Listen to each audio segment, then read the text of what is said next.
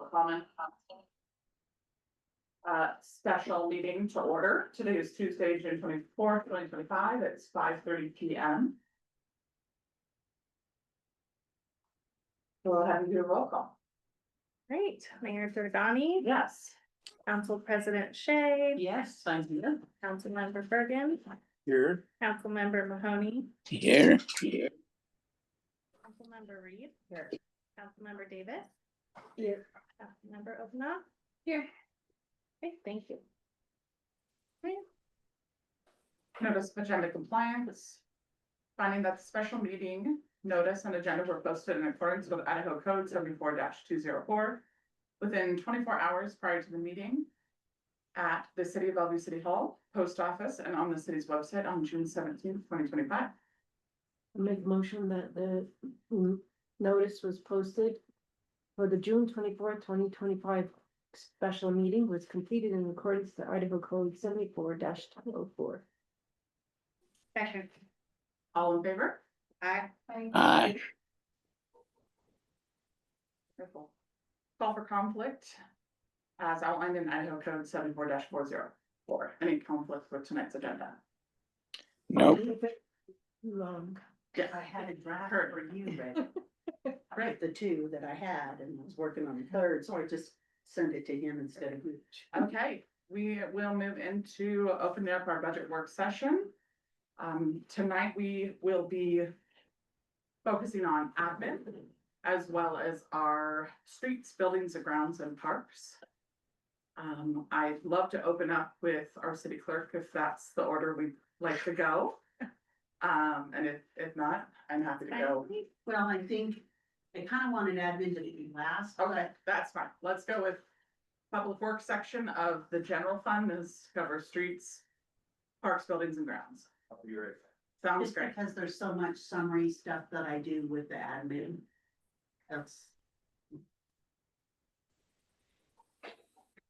Just get holes for the rest of the meeting. what did you say? Just get to be nervous for the rest of the meeting now. And that's why I was trying to get you to do it. I know. You want to go first? No. We can do it. All right. Is Chris presenting? Is that what? Mhm. It looks like his computer's gonna die. I just was wondering.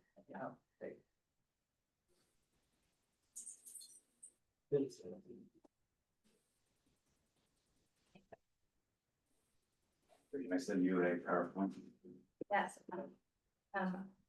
I can also probably find it, or is it? Yeah, just wait. Check. We're getting John, can you hear me? Yes. I just emailed you, most of the packet tonight. I'm sorry, I was still working on the backup section, but It's okay. It's okay. you'll have most of it. I got it. Chris, would you like me to kind of set the stage for the way that the budget is being presented in the spreadsheet tonight? Please. Okay. So upon discussion with our public works director, and a bit with our treasurer and kind of the complicated nature of piecing out payroll to the streets department, the buildings and grounds department, the parks department, when we kind of a team that exists under streets, and sometimes in a day they'll do a little here, a little there, and we've been allocating payroll to, parks, buildings and grounds, and then it's not being used appropriately throughout the year, and it's created a bit of a imbalance in terms of, how payroll is being allocated. So looking at this tonight, there's a consideration of combining it all into a category called city services or working title, whatever we want to title it. That would live kind of, it's a public works in the general fund, and it would encompass streets, parks and buildings and grounds. It would allow kind of that public works team to kind of divide and conquer, doing what they need to do, but the payroll all living under one umbrella within the general fund. And so what you see tonight in a spreadsheet, Shelley has nicely color coded for us. It's streets, parks, buildings and grounds combined into one spreadsheet for you to review and look at. We can discuss this further. But this is something that we feel would be a more efficient use of, that group of funds into one category, and, one group of payroll, one team, and, A common resource pool. yeah, thank you. Yep. So I apologize, I made up this presentation off of numbers I was working with. Shelley got a few extra numbers in there, so my numbers are gonna be a little off, but I don't think that's gonna be too bad, and I think Shelley will be able to back it up. Yeah. Sorry, the font's so small.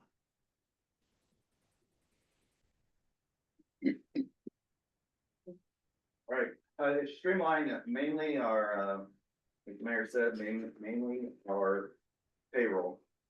Instead of having to go from one fund to another and adjust all the taxes and everything else, we decided to go into a combined group for city services. Payroll. You see the 2025 budget, 264,500, 2025 year to date. We're just over 200,000, and my proposed budget for 2026, $295,245.27. It's an increase to $37,735.46. This accounts for some wage increases along with the other costs that go up with the taxes, retirement, Percy, so anything like that, and increase in our insurance rates.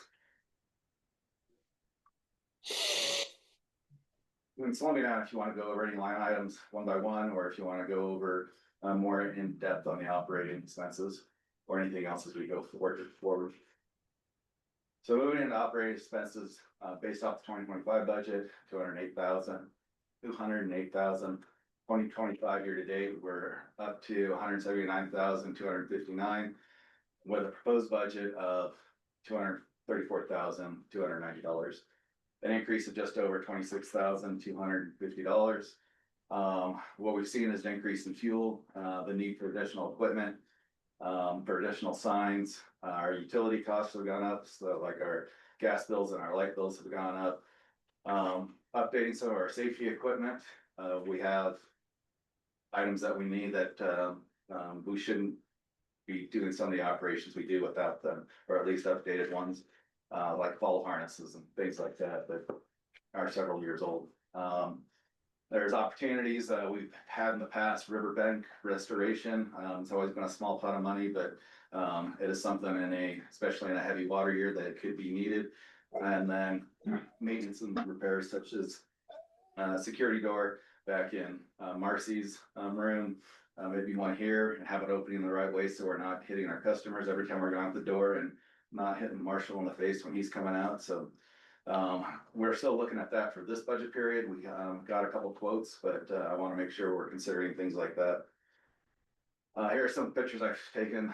City Hall needs some repainting. You can just see everything's just peeling off on this back corner.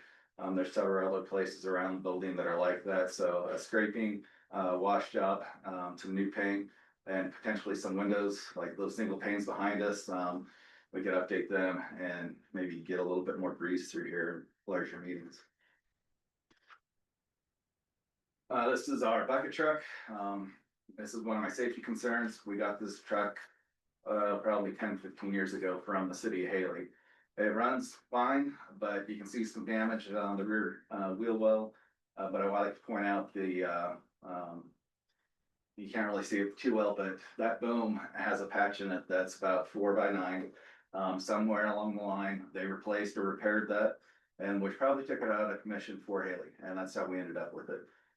It does operate, we do use it, but it's things like this that we need to start planning for in the future and start setting aside funds a couple of years in a row so we can repair something like that or replace something like that.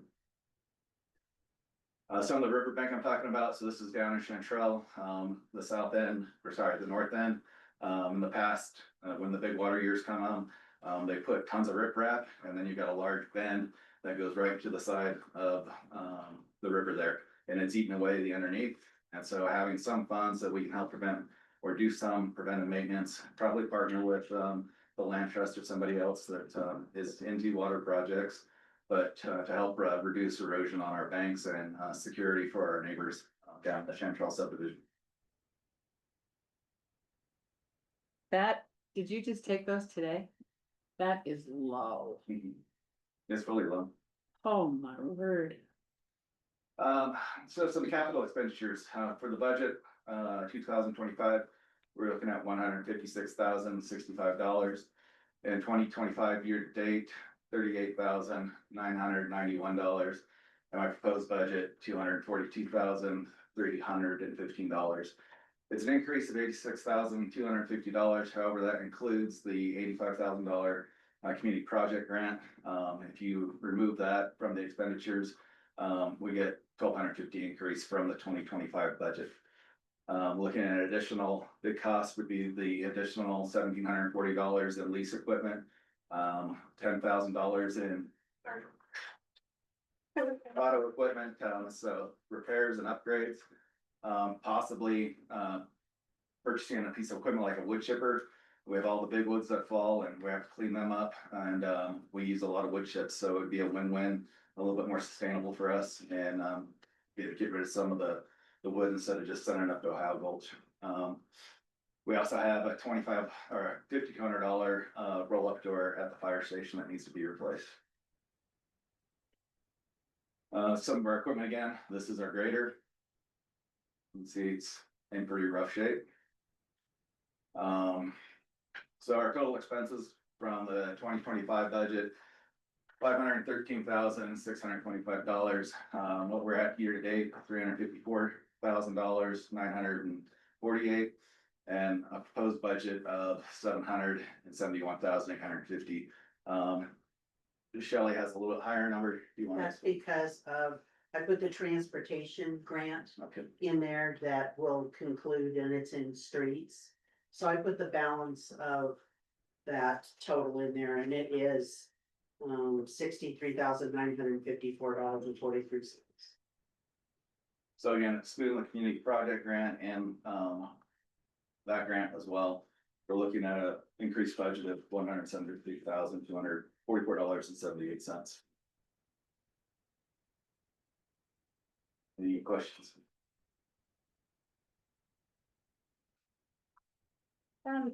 Question, so the door at the fire station, that's not included in Greg's budget, that would be public. Buildings and grounds? Okay. So typically I would go through a proposal and use my worksheet and go through these criteria, so I just wanted to clarify. Where would I find where these items are, where they meet whatever strategic initiatives for your group, where these costs roll up into, what the costs of these proposals are specifically, and where they roll up into initiatives and those types of services? Or is that not something I'll be able to find in the materials? The closest thing I would have would be, which I was taking last year's budget and the year to date where we're at, seeing where our shortfalls were, seeing where we want to do more work, adjusting it. If we had a bunch of money in professional services, taking, that's a $7,000 line item, taking 5,000 of that and moving it to something else. Okay, and I guess for me, I would look at these things as these budget items, these services, what the estimated costs were, what the justifications are rolling up into something else, and then how they're prioritized. So, But I don't really, and I'm not trying to put you on the spot, I'm just trying to see where I might get that. I mean, so again, it's just from what we're seeing out in the field and trying to give you a snapshot, this being the workshop, but, we just did the, friction seal project out in, out in, Rosewood, I guess Straight Home phase 2. So we know that was, just over, it was $40,000, and mapping out, that area, the size of it, what else could we do and what other streets are available to do that? So if we can go up to the Pine subdivision and we can go through, Sunrise Ranch and, there's Riverside there too. Those both have roads that still have oil that still can use this treatment. That would be about, between the two of them, probably close to 100,000. That's why I put that 100,000 in for street maintenance.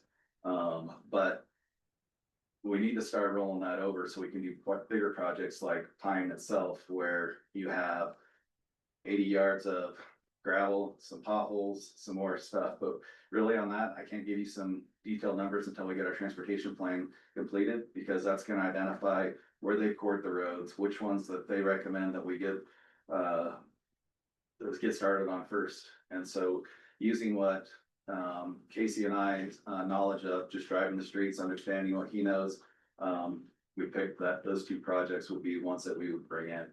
It's just hard to take pictures of the roadways and make it legitimate. Well, and that's not necessarily what I'm asking either, it's just you've established these initiatives, right? That you, these plans of things that you wanna do.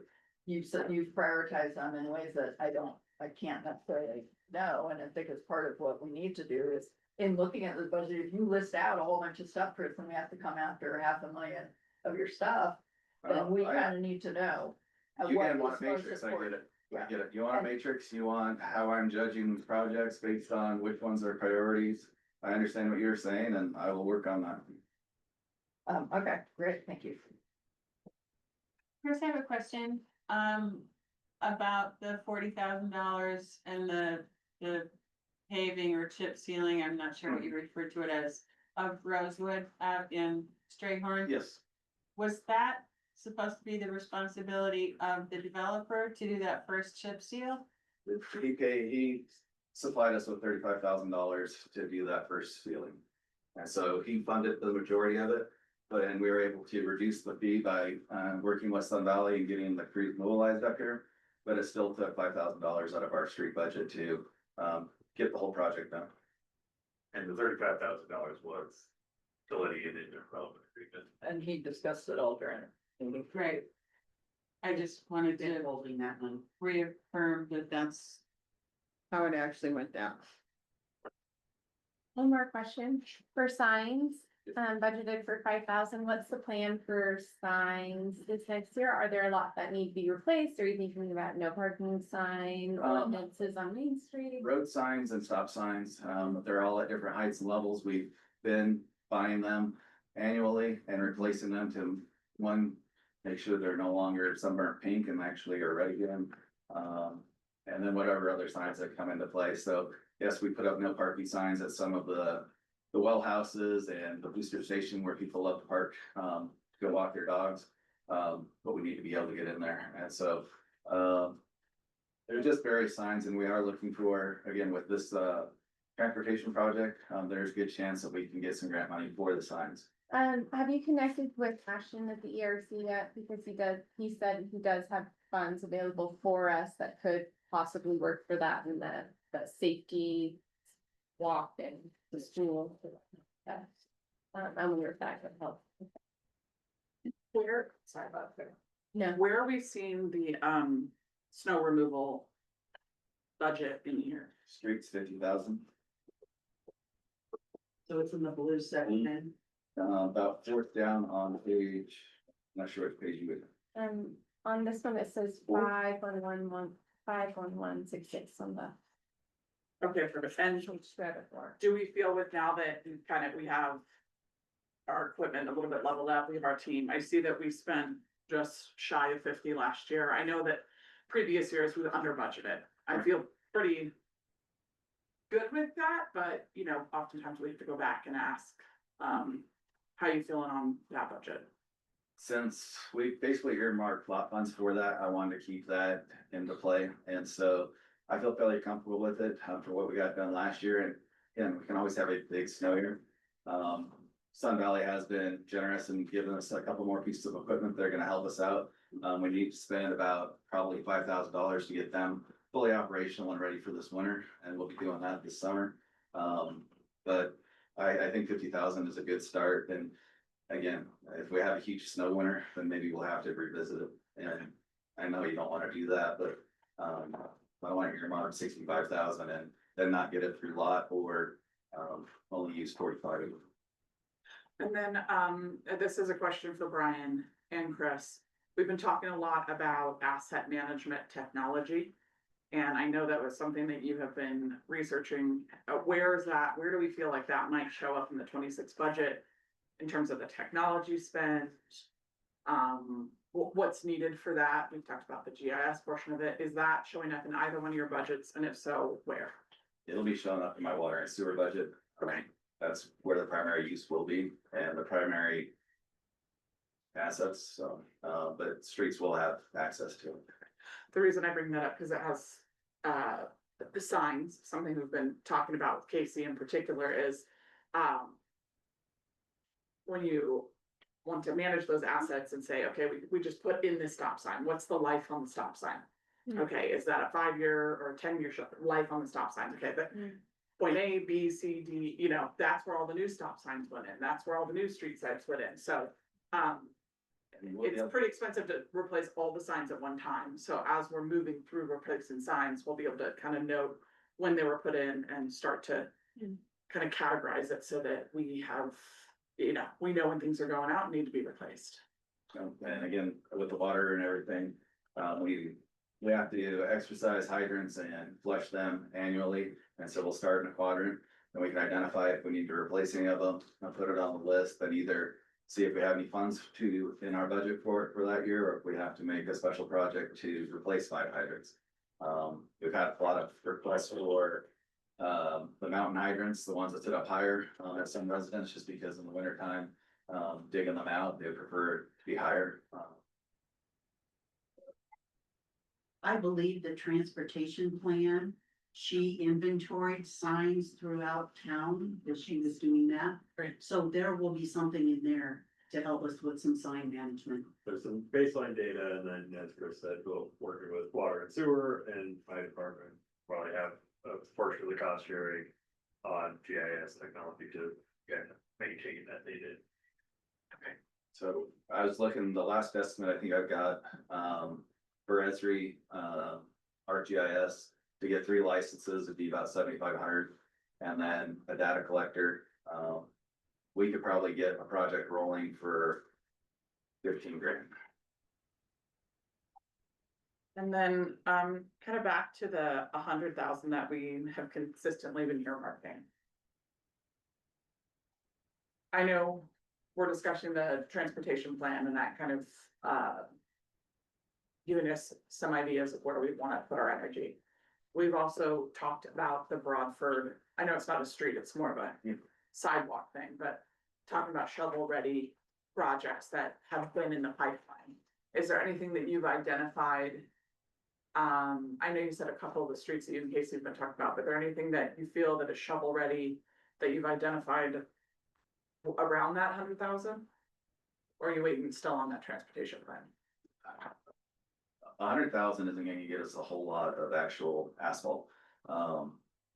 It could expand the walkway and the path from the Broadford. That one is pretty close. I'd have to see who was the engineer and if it actually got stamped or if it was just, I know it is close. I know that was also a borough discussion in the past, so. And then again, with our water project, we know that there's gonna be some road, that's gonna be torn up and need to be repaired, and we have funds in that, so. Yeah, those would be the big ones that we're gonna be looking at, and then as we can get the traffic study, identify the real big projects, Second Street, Pine, Elm, all the ones that are high traffic and falling apart. Thank you. I don't want anybody to fix Pine Street. Cause they're built-in, speed bumps. I watch, it scares me. So nobody can go that fast on Pine Street. Chris, could I ask you to break out when you do get a chance to go back and kind of establish your initiatives and kind of, can we have a look at what goes on with street cleaning and what schedules are involved with that? And pothole maintenance, alley maintenance, right of way maintenance, lights. Can I things like pause that. really quick? I love your line of questioning. What I'd like to do is achieve as much as we can in this discussion and Okay. workshop tonight. Instead of continuing to kind of, if things are answerable, instead of pushing it down the line, just because we're gonna run out of time on workshops. Great, so is So as it much as better we can attack than tonight. then, so I should, these things about actually Mm-hmm. consolidating and rolling things up are for an email later? Or if there's a question we feel like can get answered, and if not, then it's an email. But Okay. let's try and Okay, get as much answered in this work session as possible. okay. Any idea how much it'll cost to paint City Hall? It depends if we do it or if we have to contract it out. It would not be beyond us to be able to scrape it and clean it. It'd probably take us about a few weeks, so we may have to rent a painter. But yeah, anywhere from 5 to 25,000. Suzanne, I wanna go back to you, because I didn't mean to cut off your No, questioning, no, you but if You there's a couple. understand what I'm doing, I can't I just don't know what to do with this. But you had a great line of questions, so let's start that again, like, break it down to a couple, like, smaller questions, is instead what I'm of saying, instead of the whole a lump. garage. Okay, so I guess mostly I was just trying to list the concept of initiatives and functions and things that a department would present saying, this is what is our responsibility, this is how we're gonna discharge it, this is the pot. And Chris has a bunch of those things very individually said, here's this riprap and, but again, there needs to be a little more robust than that, and they need to address, you know, at least some ROI and some level of this is how it meets the strategic needs, this is why it's prioritized So, like this. I would So ask think it's specific, Probably, but we're running out of time to say, go back to the drawing board and present to us again. So what okay. my question is saying, are there particular projects he addressed where you'd like to discuss the ROI and a little bit more on that? They think they all have to be presented that way, I don't know Okay. how you can Do evaluate. you wanna reopen your spreadsheet or your presentation? Cause I think there are some expenses that he's outlined in terms of the riprap project. You know, there's a few of those, and if you wanna talk about specific things that he has already outlined, and there's some things that there's just question marks. Well, around. I don't, I mean, I'm happy to go through this worksheet and ask questions on every single one, most of them I haven't been recognized yet, but we can absolutely do that now. But typically I would take this back from the proposal and I would be able to take notes and assess is all I'm saying, and I can't do it. So I could say right now, can you tell me what the residents get from line item 50610 PR tax expense? And you can't possibly respond in a meaningful way. Well, that's a and- payroll expense, so that's And it's a. Yes, but those are things that are built into how you deliver, how you fulfill these initiatives, how you fulfill. So I love the idea of a resource pool. Because you then look at that resource pool and I don't care, you know, if the resource pool is there and that's what it costs, then I expect the departments to figure out how they're gonna use their people. But you also have to know that, you have these responsibilities and you can't use 100% of the resources over here, that you must meet this criteria of 15 potholes must be filled weekly, or 3 signs must be filled, or from the hours of 3 to 6 every week, the streets are cleaned and there's no parking. These are maintenance schedules, these are plans, and these are the methodologies by which you achieve these initiatives that you set forth. And so that's what I'm trying to, I know that I love all the ideas. I want, you know, we want to paint the stuff, but at some point, we don't have money to do it all. We don't have people to do it all. And for me to say, no, you can't, I mean, I'm expecting everybody to pitch in and say, sorry, but the painting of the building is, the return on to the residents is insufficient and it can't be prioritized because we need the money. It's gotta go. And to that's cement. exactly the kind of discussion you can have here tonight, so. Okay. And so I understand your need to take information away and assess it and No, come no, back. I'm happy I to do totally, it here. I totally get that. I'm happy. But I to also do it. think It's that not- as we discussed in our last work session, we, again, I go back to Shelley's original, presentation to us. We, as a council, need to decide, you know, we talk about impact. We need to decide what services we would like to provide. So right now, Chris has identified, you know, trading out signs, painting City Hall, changing doors at City Hall, riprap on the river. Those are all things that you can poke holes in and say, I don't see the return on investment of riprap on the river for the residents. But Diane could turn around and say, I do for the residents of Chantrell. Those are discussions we need to start having tonight. Absolutely. So Okay, great. I understand that this is not exactly how you want it to be. And I'm not saying that as a criticism. No, I understand. No, I'm saying is, trying to figure Here out we how are, to do it. so Okay. let's dive in and let's start having those harder conversations. Okay, so I think we know then that my priorities are always delivery of, you know, services to the residents. So let's talk about street cleaning. and what the commitment to street cleaning is and how the commitment's filled and how your proposal supports, well, at least maybe just for me, maybe I can always get these. I think it's a high priority that there's standardized maintenance schedules and things like that. So if you say, I'm kind of wondering what the street sweeping and street maintenance plans are. And how those meet the strategic goals, what cost saving measures are involved, what efficiency improvements this year versus last year, and all of that kind of stuff. So I guess we could start there. Can I speak to that really quick and start? I just want to jump in and say, Casey McGee was due to retire. Chris and I both have a discussion with him about staying on for another year. You see a bit of a wage increase in the salary line because that is keeping Casey on at a slightly higher salary. With that and kind of promoting, not salary, but wage, promoting Casey up a little more, I think there's been discussion of bumping up Casey's responsibility. So I want to lead the discussion with that and then pass it off to you, Chris, about how that could then transfer into time and commitment and streets And and is the sweeping and expenditure maintenance justified? schedules. Can I say something, Bill, before we go? Yeah. Continue to go further, and I wanna make sure I love what you're saying. Historically, the city of Bellevue, and I'm sharing this from a historical perspective, they don't do at this table, there hasn't been a lot of impact budgeting or strategic budgeting. As much as people have liked to have in history, we all have liked to have. The city of Bellevue has looked at, okay, the departments say, here's what I wish to have. And again, this is historical. Here's what I wish to have. Here's how much money we have. Here's what you're gonna get. That's been the process. What I'm noticing is we have done extra workshops.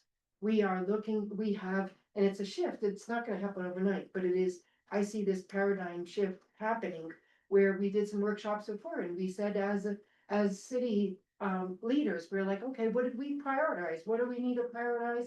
What's important, right? What do we feel like the people say is important? And now this is it's gonna take some time and commitment. But as we continue to work together, we'll get closer to impact budgeting in strategic budgeting, where if Chris is able to continue to lift the department up and we're able to figure out, get a good staff in, make sure our staff is doing the jobs that they need to do, making sure that things are operating, then we'll be able to have a much better position to then start being able to step back instead of being reactive in a reactive budget. We'll be able to be more strategic with our budget. We'll be able to say, we'll start from somewhere and this is where we're starting, and then we'll be able to more sufficiently go, now, how is this budget gonna help us achieve the goals that we said we were laying out? And so I think there's a balance to that too, though, because I hear where Suzanne's coming from, where, and I hear you, just because it has been that way, doesn't mean that this council, I feel like this is such a strong council to start that shift. And I think there could be a balance too of how is this budget right now going to achieve this, or more of, I would really like to see moving forward that our street superintendent produces a maintenance schedule. And it might not be that this exact budget has that, but if, we now have a street superintendent making whatever wage, my expectations of that position is the maintenance schedule, clear communication to the residents, and things of the sort. So I 100% agree. I should also clarify for you that the reason you're all and I bring my personal health to you is because I came to a budget meeting, my very first thing here. And I watched poor Greg Beaver try to give up $750 for the $500,000 deficit. So I am aware of the history, but thank you.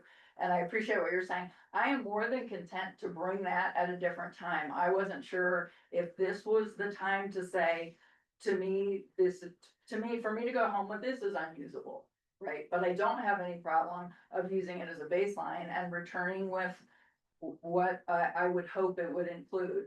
and share that and see how that comes to pass and how that can work. But I would also suggest that we have a lot of staff, as we've mentioned, as I've mentioned before, and these are competitive wages and budget proposals. These are not budget proposals, they're not professional grade budget proposal. I think they're wonderful spreadsheets. But these are some of the things I think, and maybe that's what we're talking about. That's where this has to come, and I would love to participate in that. So I guess I'm trying to find out where I can participate. I think, without- yeah. I don't wanna drag Chris through this, I really don't. I think we need to move past the fact that the budget proposals are not to the standard that you hope they are to be this year. Okay. And I think we need to just start kind of looking at what they are, what income is being brought in certain categories, what is going out in terms of expenses, understanding what we'd like to see delivered from those departments for those funds. I think that's the level we can achieve this year with the growth of expectations for our department heads moving forward. We have done a dramatic shift to how budgets have been done in the past. I agree, so what And I can think, do? yes, so I think Or if you how do have I do this? clear kind of direct questions for your department heads to understand some of the expenses that they're presenting to you tonight, i.e. understanding the, like you said, the ROI on the riprap for the river, or like I'm questioning the $100,000 in the streets category. If there's things like that you can get direct answers tonight, great. And if you feel that you need to send kind of a digested email later, that's acceptable too. I just want you to know that this is your open forum. Your department heads are standing right in front of you. They're prepared to have conversations with you this evening. And I think sometimes they've already done a lot of work to get here, and then sending them an email asking them Okay, to do more work is okay, but we're here tonight and we've all taken our time out tonight to be here to have this discussion. And Suzanne, from what I understand too, and sitting in those budget meetings, like, I feel like it's been a reactive process, and when I was talking just to, one of the commissioners, she was saying, they start planning and thinking about these things 6 months ahead of time, but we also have to have the capacity for all of us to do so. All council members having that on our dockets, right? So if there's timelines and everything else, and we're thinking about our future, like thinking about, like, I was like 6 months ahead of time. They're like, yeah, we're starting to think about our budget 6 months before, we're all So, sitting here. I'd like to refocus the discussion and just ask, how does everyone feel about combining the 3 categories into city services? Can you outline that once more for me? Yeah, of course. How does everyone on council feel about combining streets, parks, and buildings and grounds into one resource pool under the name city services for budgetary purposes moving forward? Or do you still prefer for them to be separated out into 3 categories? From my perspective, I think parks and buildings and grounds have been very small, little micro budgets. I don't have a problem consolidating those 3. Is anyone against it? And if so, I guess I don't have a objection. I mean, it seems like there's kind of some potential efficiency to it. One concern might be that, well, we don't have the money in this department to do that project, so why don't we borrow a little bit from parks, or instead of painting this building, buildings and grounds, why don't we borrow a little bit to do X? Sometimes that kind of thing can happen, and I would not want to see that happen, I guess. If something's allocated to buildings and grounds, that it should be spent that way. Maybe they can come to the council and say, okay, this is our situation, and we want to do a little bit of an adjustment, but that would be my fear, I guess. But I don't, it seems like it could work out and would be somewhat more efficient. I would support it, but just as Tom said, there's a reliance on these line items to feign really that there's an allocation. And I think we would be far better served, here we go back to the budget proposal, but the purpose of these documents is to actually identify the initiatives and make those allocations. So you go back and you say, did this get done? Well, no, it didn't. Well, it was earmarked and this was the money, and where did it go? And it's easier actually in that construct to say, well, this was supposed to be done. The money was earmarked specifically for that, rather than have it lost in the line item 123 that says parks and build, that you actually have. I also think that work is also being done in the strategic planning that's happening with the employees. And they are using their strategic planning for their projects and their Then we should, initiatives, that should be part of this. moving forward, it can be. But there's an element I understand with the presentation part of it, but there's an element of trust also with your department heads to properly, utilize the money that's been budgeted. But I hear what you're saying where, the strategic planning then, ties to what the money should be allocated in the budget. Yeah, And that's we way to go move forward. way over budget. What did he say? Something about being over budget. No, but that's the purpose of these documents is to communicate the business plan for each. So if you have these business plans, maybe that's what I'm looking for to say, oh, is this, how much do you think this is gonna cost? I mean, it sounds like you have these documents and maybe that's what we're looking for and we can help tie them into the budget. So, because it's very hard to support your initiative without greater detail and the word trust has propelled Bellevue for, for too long, and part of this needs to be about documentation and accountability and making sure we're doing things as effectively as possible. So, And I understand what you're saying, and I feel that on a larger scale, large projects, we've moved in a direction of, working on documentation on some of those larger projects. I am behind you with the maintenance schedule. I think that's really important. I think there are some elements now that we have our departments filled and our department heads, we are still getting our feet under us in terms of identifying what needs to happen. The Parks Committee is working on, correct me if I'm wrong, for our last discussion, park maintenance maintenance recommendations and schedules. A bit to bring to the department. Yeah, There's more follow-up. Slowly evolving, I guess. Slowly evolving. But- So leaning on a bit of our committees that kind of can contribute to a bit of the understaffing and setting expectations for park maintenance schedules. That work is happening and we will continue to see that happening. I do have a quick question to Chris. We did allocate some money last year for Howard Preserve and for parks. Where are we seeing that in, I'm seeing kind of down here in parks. Would I be seeing in operating expenses and where has it been lined out We did, potentially? if I can answer, Please. we did, the 20,000 in construction and improvement was the grant that we received from Blue Cross Foundation. That was budgeted under parks. And that's gonna carry forward. I've already talked with Courtney about that. Okay. That project they were hoping to have it done this year, but we hadn't identified any way to use that. So that she granted permission. I talked to her at the AIC conference to Okay. carry that forward into next year. But in terms of other projects budgeted under parks, there wasn't anything. Okay. Is there something that I've missed somewhere along the way? I'm seeing 3,000 in repairs and maintenance. Is that kind of just the cost to generally maintain the park outside of the contract labor? Yeah, so like.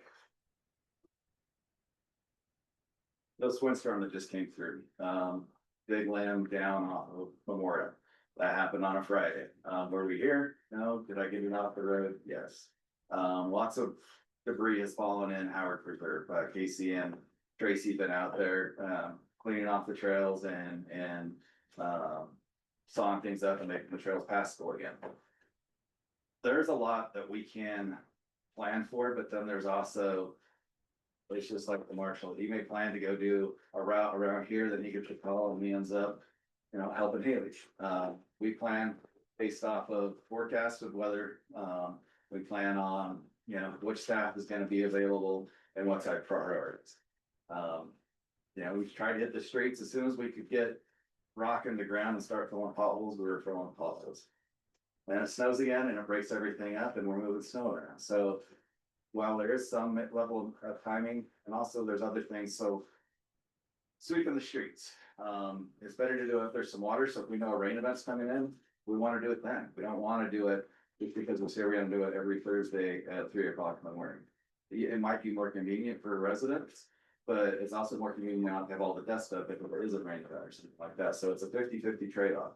And we can try to put as much announcements out. We can forecast the weather and put it in our social media. Say, hey, we got some weather coming in. We'd like to sweep the streets, please stay off. We can do stuff like that, but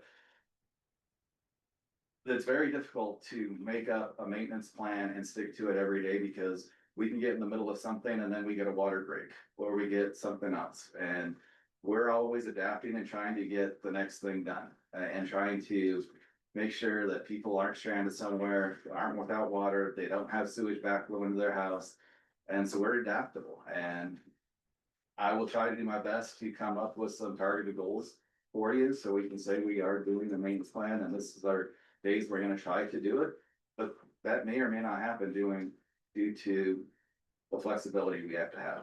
But you're acting like that's a problem, and I'm not suggesting it's a problem, that's No, simply I'm just putting, explaining no, I'm myself. saying, putting forth a plan. It doesn't necessarily, your schedule doesn't necessarily mean that it's a particular day even, but it is an understanding that this work needs to be done. With maybe it's every 7, you would know better actually, so when you put it out there, say our streets don't get dirty. Every 21 days our streets are dirty, so we have a policy of doing it the third Thursday of the every 3 weeks, because we found that to be advantageous and it tends to rain on Thursdays. Fabulous. But at some point, we can't be looking at this and you can't ask the residents, or I don't believe we can, to say, hey, we need $400 for legal fees. Well, where does that factor in? It factors into risk mitigation. That's why we have it. It's part of this initiative. It helps us with our street cleaning. Right. That's all I'm trying to say is that I'm not disputing that you're doing work. I'm not disputing the reasons for the way you manage things. But it is very standard in any department that there are initiatives that you seek to follow the initiatives, that they're well defined, that there are timetables and that they're clarified and not buried in these lines. Is all I'm trying to clarify for all of us. I'm happy to make these. I made one for Amy. I'm happy to make, sample budget proposals for all the departments if it would be helpful. But that's not your job. But if it's helpful and it moves us forward in a way that people are working on things, I think a big part is that I understand that not everybody knows how to do these things. We only have 3 or 4 Okay, more well, I budget don't know. sessions, Okay. so, while I think, developing better, maybe like a proposal. What am I trying to say, like a proposal template moving into the next budget season, I think that's a great project. I think we have to find a way to get through this budget season a little more robustly, because by the end of July, correct me if I'm wrong, by the end of July, You have to adopt. we have to adopt something. July what? Okay, so let me just put this one thing out. Council meeting. I believe that there must be justification for these expenses to the residents. And everything should be said, this benefits the resident in this way. Okay, how about that? Can we just agree to that? Great. I think what I would like to have a discussion about, Chris, you're welcome to sit down. I Yes. feel like we can have a little back and forth here. I think what I'd like to have a discussion about is when we talk about the level of services we'd like to provide to the residents and looking at what that will cost us. So looking at what is a priority. A clean, mowed, kept park with no trash and, no dog waste. Swept streets, clean sidewalks, great snow removal. I would like to see a painted city hall that we could, have a little pride of our building. Shelley's doing great work around city hall furniture. That may be a no-cost upgrade to us. She's been doing. It is no cost. Wonderful. And July 9th, I'm gonna go get it. Yeah, so she got a wealth of furniture to redo our Free. council chambers, free from Eagle, Idaho, from her coordinator with AIC. So I would like to see a city hall that the residents can come into and participate in meetings and be comfortable where they're sitting. I would like to see windows replaced so there's a better draft in city hall. those are all things that I see happening in the building in this budget, and I'm happy with. I'd like to have a little more discussion on the river riprap if I feel like, you know, to kind of know if that's something that we think is a worthwhile project, or would we like that reallocated to go towards a wood chipper, you know, if we had to cut, because I think that's a really innovative way to take down trees, the appropriate ones, wood chip them, and then use those wood chips back in the Howard Preserve, because that's part of the city's responsibility, is to help keep that maintained. So those are all things that were brought up that I think are great ideas, and I like seeing them in the budget. So that's what I would like to see. There's a few more things I could think of. I would love to see an actual streets project completed in this next budget cycle. And I do look forward to seeing what's in the transportation plan. I think we need to start chipping away at getting our streets they're not even repaved, they need to be built, rebuilt. But in the meantime, the potholes need to be filled, right? There's many actionable items now that aren't being done. For other things that are being done because of priorities, because of resources. I guess I'm just not stipulating, seeing how the so- potholes are being filled. The potholes are actively being and continue to be actively filled. We purchased a bunch of cold mix. It's being utilized. How much of the cold mix do we even have left at this point? We only have about a third left. And it's to a certain extent, cause it doesn't appear that way to most users of the road. I'm not saying they aren't filled periodically, but it doesn't, most of them are already depressed. So Okay. again, not about. Brian, go ahead. Correct me if I'm wrong, we don't generally use hot patch because the road base isn't there to accept it. And so we use the cold patch, which as soon as vehicles drive over it, it rains and it snows, it blows out again.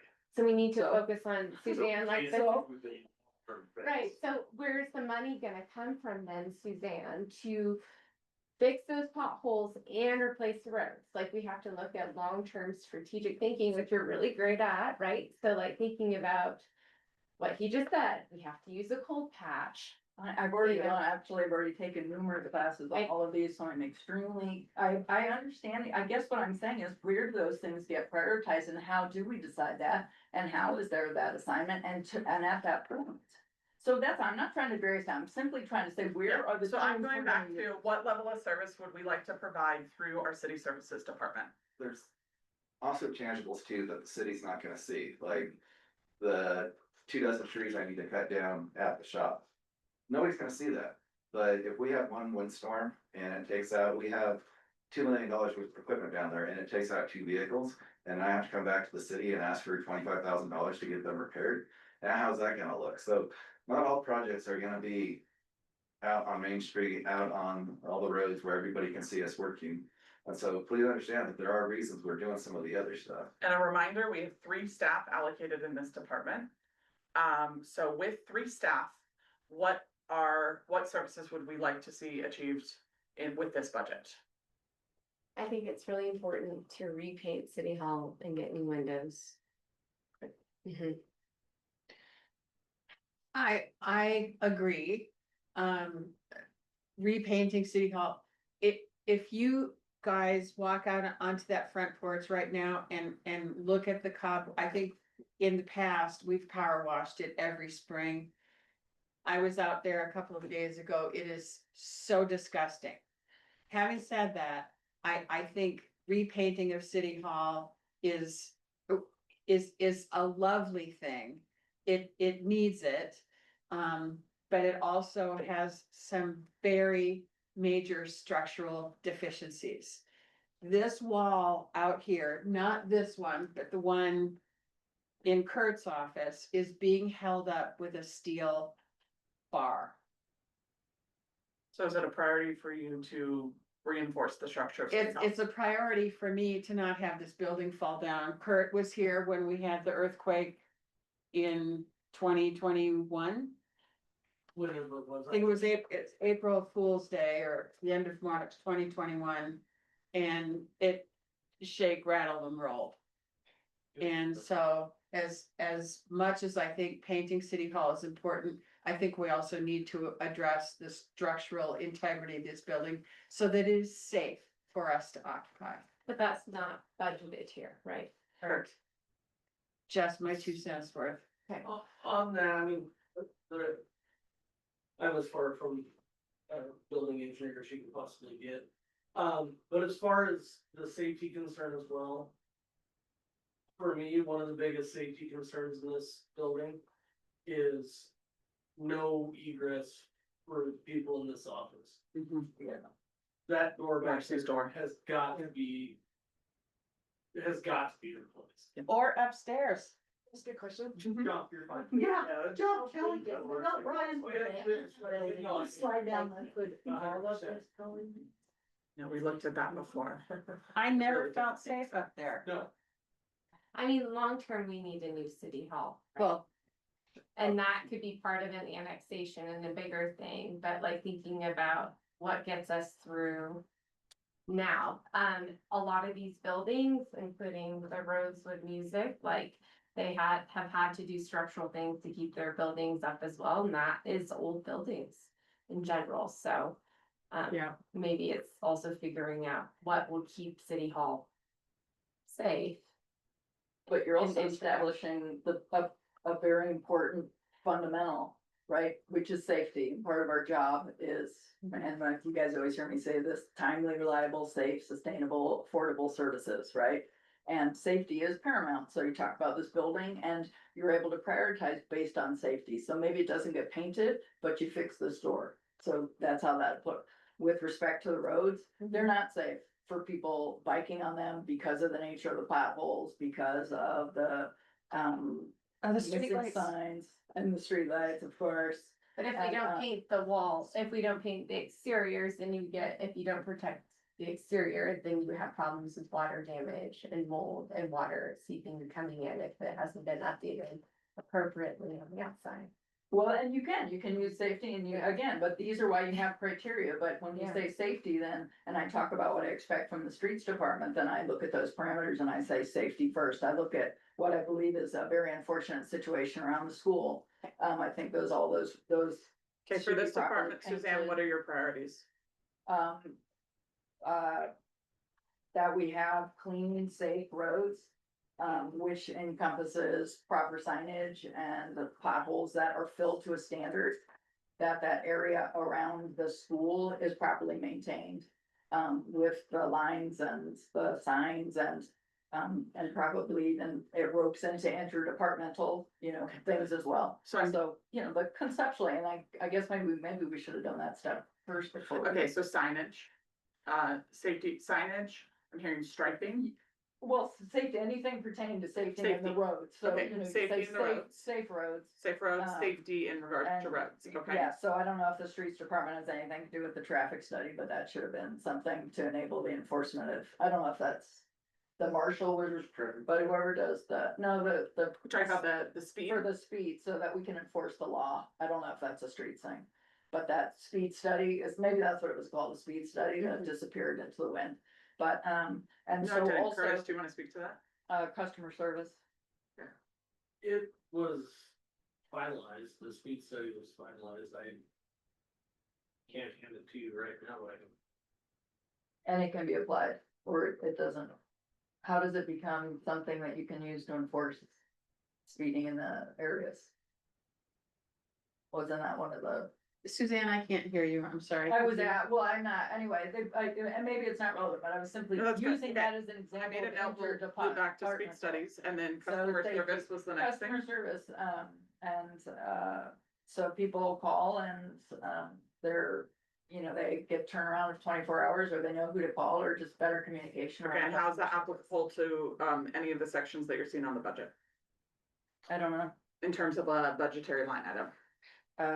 Is Are you seeing that as a payroll thing? Are you seeing that as a? Phones are in admin. No, Move I- it to admin. No, I don't know. That's what I'm saying. I don't know.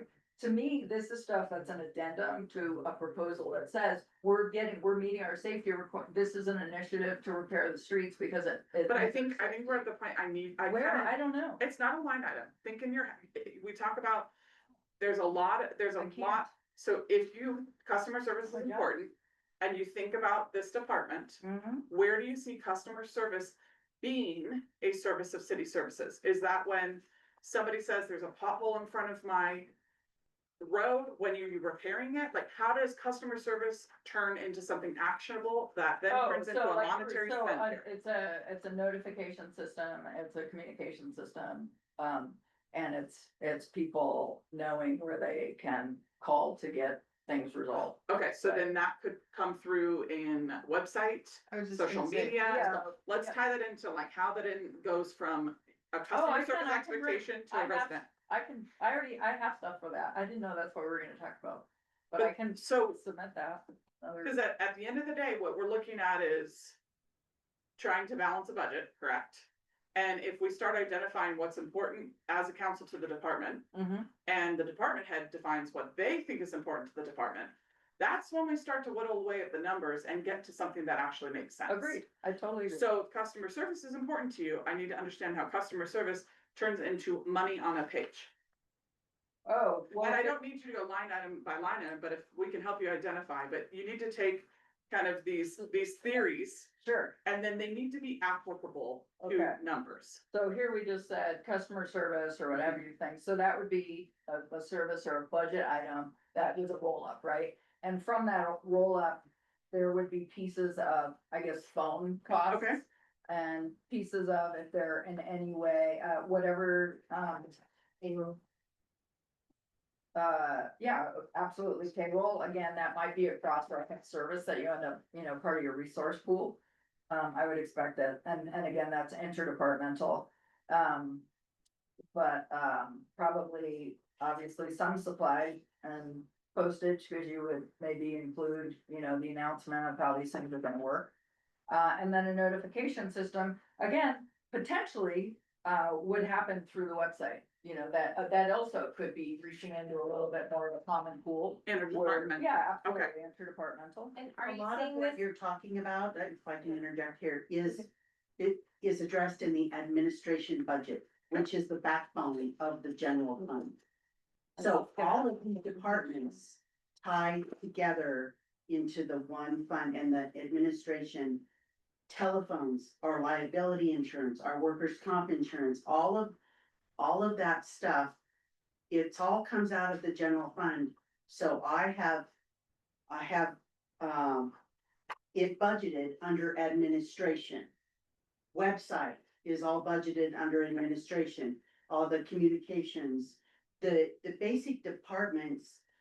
Focus is on other projects that aren't as much administration of our city, the basic functions of our city, if that helps. It doesn't necessarily help me because I don't even wanna know that level of detail. What I wanna know is how much it costs to provide this particular service as budgeted, as put together. With whatever pieces you've got behind the scene, they've called you and they're like, can we get free web services from the general fund? And you say, great, that lowers their presentation to me. So if they had to do their own customer service, it would have been $100,000 proposition.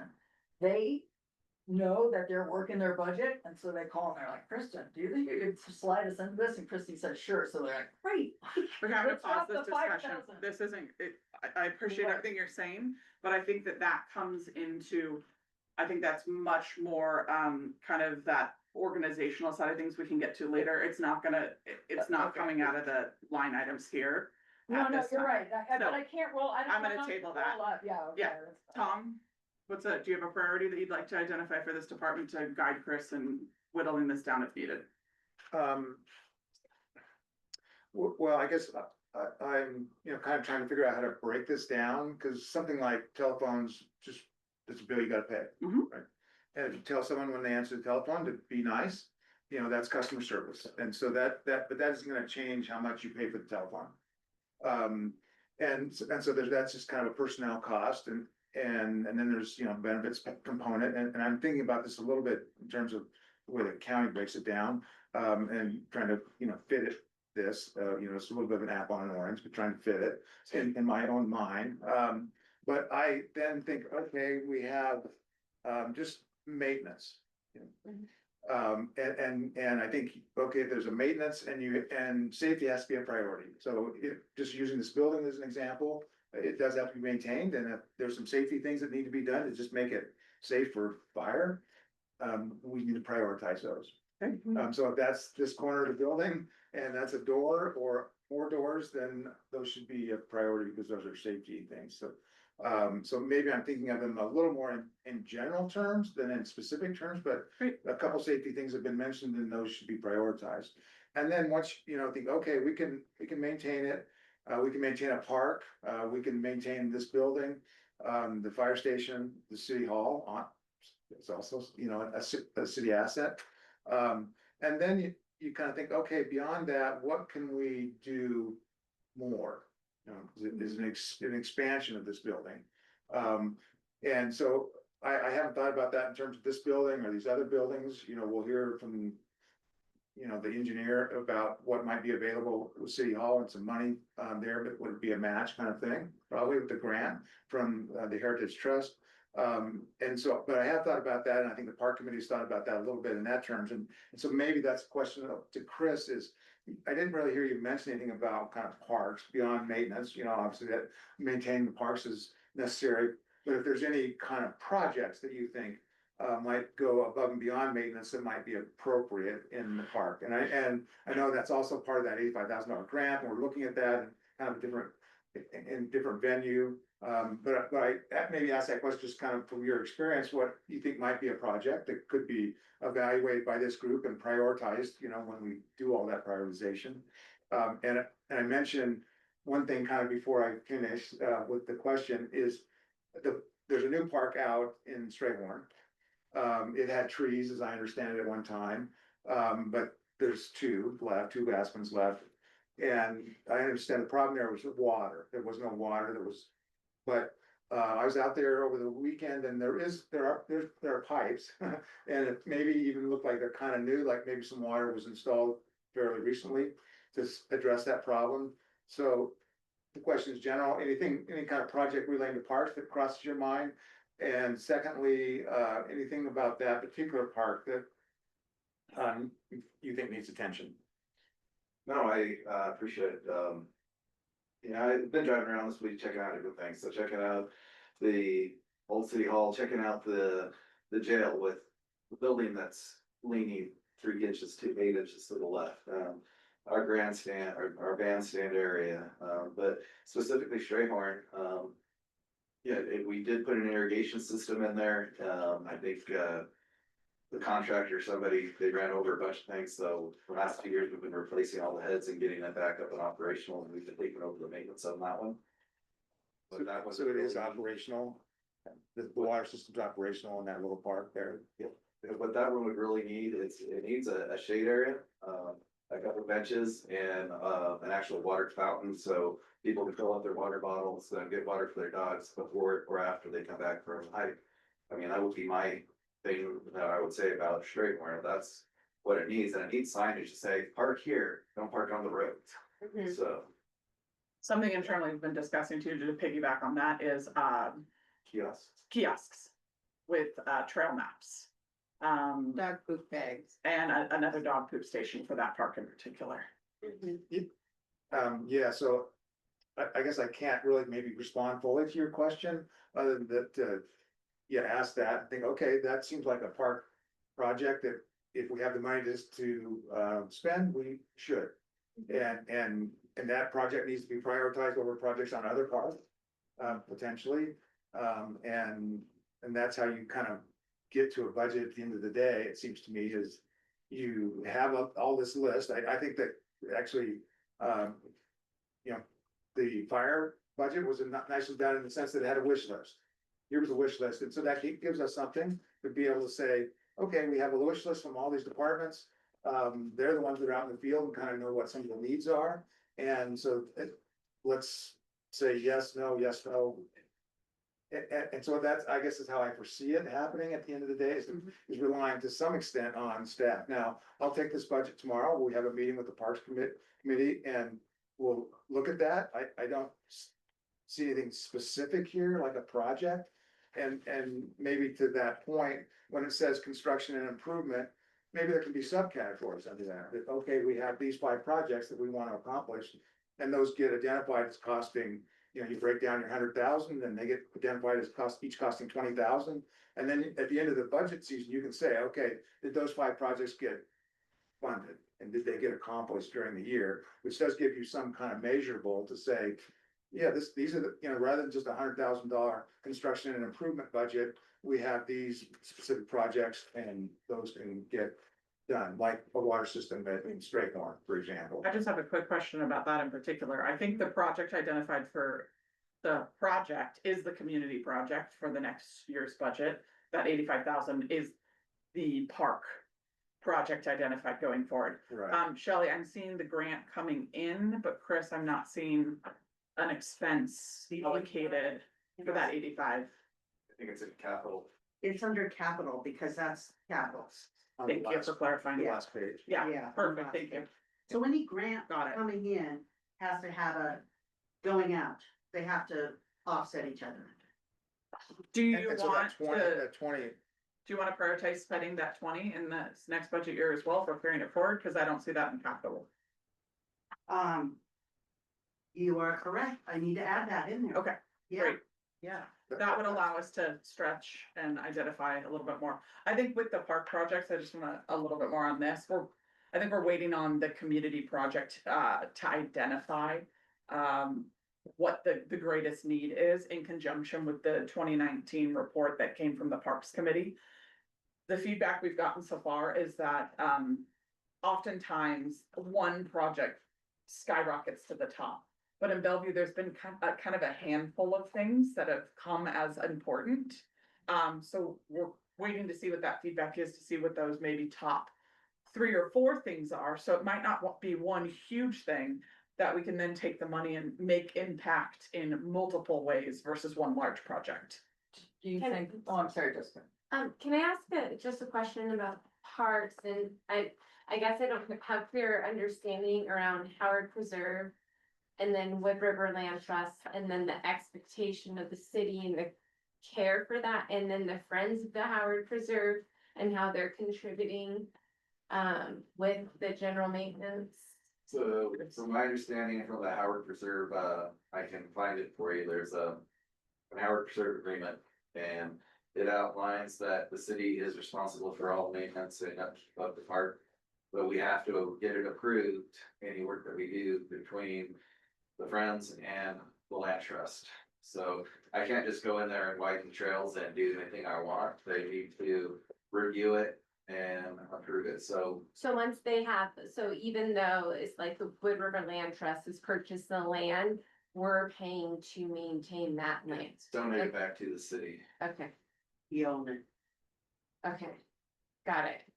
Okay, it's kind of unique in that there's this management plan that makes it different than. Well, that's a 3-way management plan, if I missed that. okay. Barbara Streisand did it in Los Angeles. She donated the land with no endowment. So California ended up paying to maintain it. Which is what I thought about the park, and I don't know if this is possible, especially since but that money, could it possibly be, since the maintenance of the parks is about $20,000 a year? Is it possible to spread that grant as an endowment for the maintenance of the parks for 3 years? From what I understand, the funds of the grant are specifically not supposed to go to maintenance. They're supposed to go to a project that benefits Yeah, residents in a tangible way. Community building. Community building, yeah, around health and wellness, yeah. I vote Okay. for it. Okay, any other questions for Chris before we move on? And I have, our city clerk present. for action. I do, I'm Okay. sorry. Okay, I'll- Sorry. Chris, I have a question. I know you had mentioned, or possibly Mayor, you had about a bump in a salary to retain an employee. Mhm. Is there a contract or something that guarantees that if we offer that bump, that employee is going to stay? I know in the past, we had a situation where we gave a former employee an awful lot of money in the form of a bonus, I believe. And I just wanna make sure that that doesn't happen again. I think we're talking about a whole different climate and a whole different.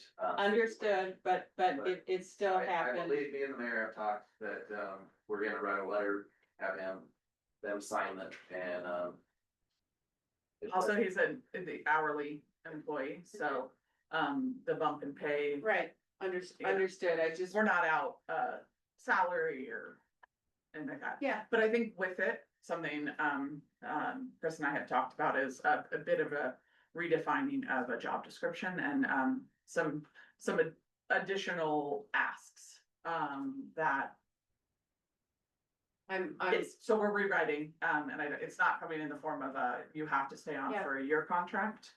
But it kind of defines what the next year will look like, cross training. I understand that, and thank you for that explanation, it's just.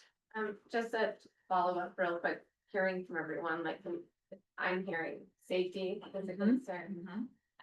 But looking at long-term with our roads too, like start, since we have the transportation plan, that 100,000, looking at how can we build and what other possible grants we can get to start, fixing our roads or redoing our roads, but also having sidewalks so people get to and from. just if you remember, we spent about 4 different meetings talking about the Lewis property. Mhm. And do you remember how much they said that quarter mile of road was gonna cost? So just keep that. And something to bring up about that 100,000 though, it's something that's important is oftentimes when we go out for grants, either we have to put a little skin in the game. So maybe that $100,000 isn't really gonna get us any leg of road, but it's the skin in the game we can put for the grants. So I think it's important if we can, when we get to this budget, to leave some money in there. Again, not that it's gonna be a huge impact in terms of how much road we can get done, but it's something that's earmarked for larger projects that we could also then carry over and start stacking a bit of a savings account. We unfortunately haven't been doing that, and if we can afford to do that, it's important because the more we can stack that carryover dedicated to this department, the more they can save for larger projects that, multi-year planned projects. So we're not going out for bonded funds or, additional things. So just future planning. Absolutely. Yeah. The one other question I had was about completing the paving of Main Street. Do we have any say about those aprons? Are we gonna do anything about the unpaved parts of Main Street?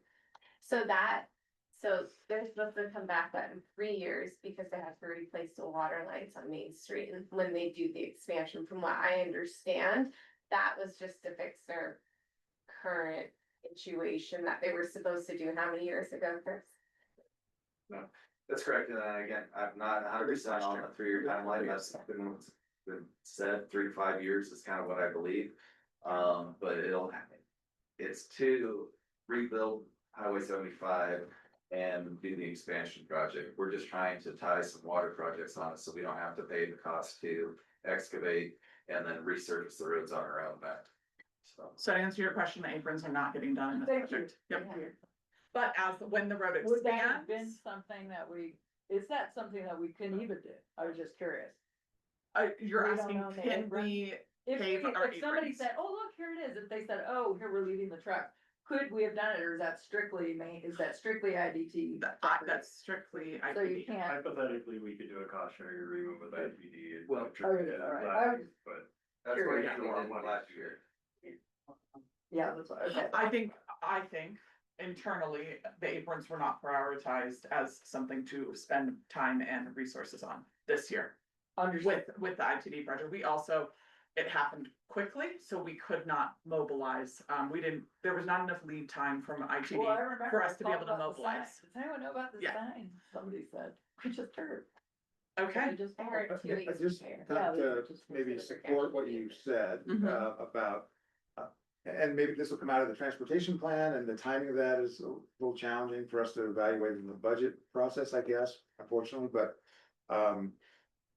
yeah, looking to set aside money for this particular stretch. I mean, I hear what you say about Pine Street, and even on Main Street now, the speeds have increased, I would observe, from what it was 3 weeks I ago. live around about.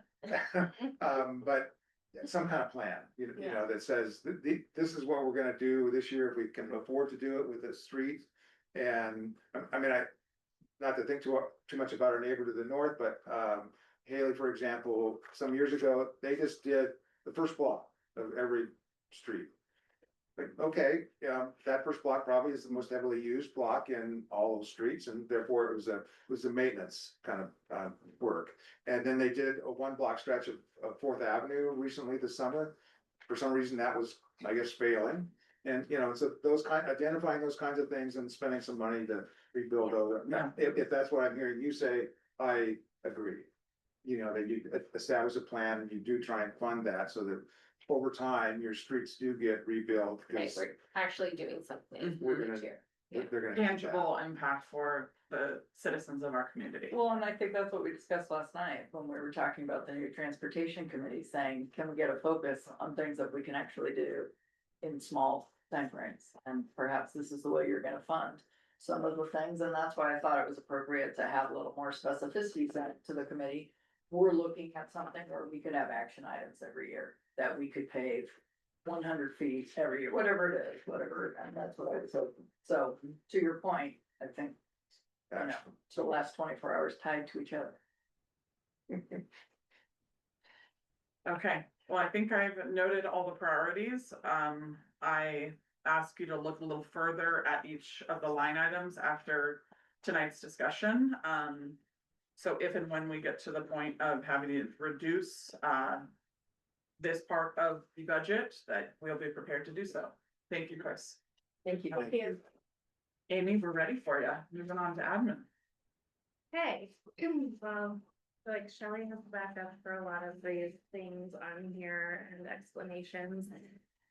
And specifically, if you flip your admin budget worksheet, have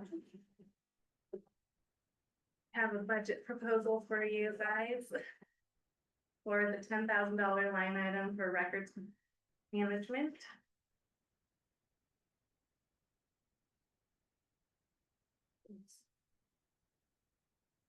You know, a little bit smaller in the scheme of things after we heard from Chris, but here goes nothing.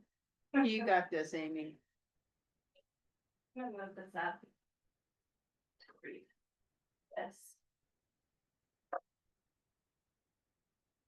All right. So, a lot of people don't really know what a city clerk does. I get this question asked almost like weekly. What do you actually do? I don't understand your position.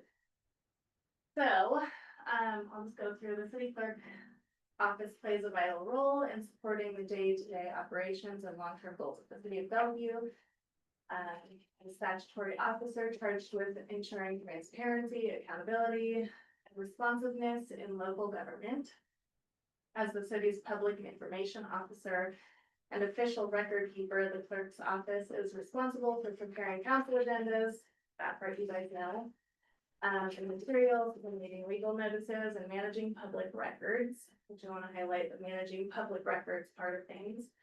In addition to providing accessible, accurate information to the public, the clerk serves as a resource to residents addressing concerns, resolving complaints, and assisting with a variety of city initiatives.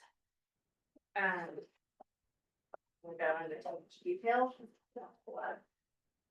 Take up too much of your time, but just want to highlight that second bullet point on record keeping, which is a work plan goal of mine. That is the untouched part of my job that's completely chaotic, obviously. I have to somehow tackle that storage unit at some point. My work plan goal for strategic planning goals that we were asked for earlier this year. My goal number 3 was to develop a user-friendly records management system for the city's permanent and semi-permanent records. Right now, it looks like that. I don't actually know what's in there. A lot of it could be temporary. This book right here is our minutes. 1991. Hasn't been scanned. This is our own copy of it. It's like moldy because it was on a storage unit. Ooh, I can smell the mold. I bet. So. That's my work plan. I want to tackle this. It's chaotic and it stresses me out daily. And people, coworkers in City Hall and, obviously members of the public ask me questions and I have to go searching through a very inefficient, probably seen, I don't know if you've had a chance to look at my office, but there's just binders like that lining, the walls on shelves. In no particular order, the previous clerk tried to start the process, but obviously it's quite a large undertaking. So my budget request for you is I'd like an allocation of $10,000 for a records management technology. I'd like to secure funding for research, selection, and implementation of a digital records management system that will help the city clerk's office improve organization, compliance, and accessibility of public records.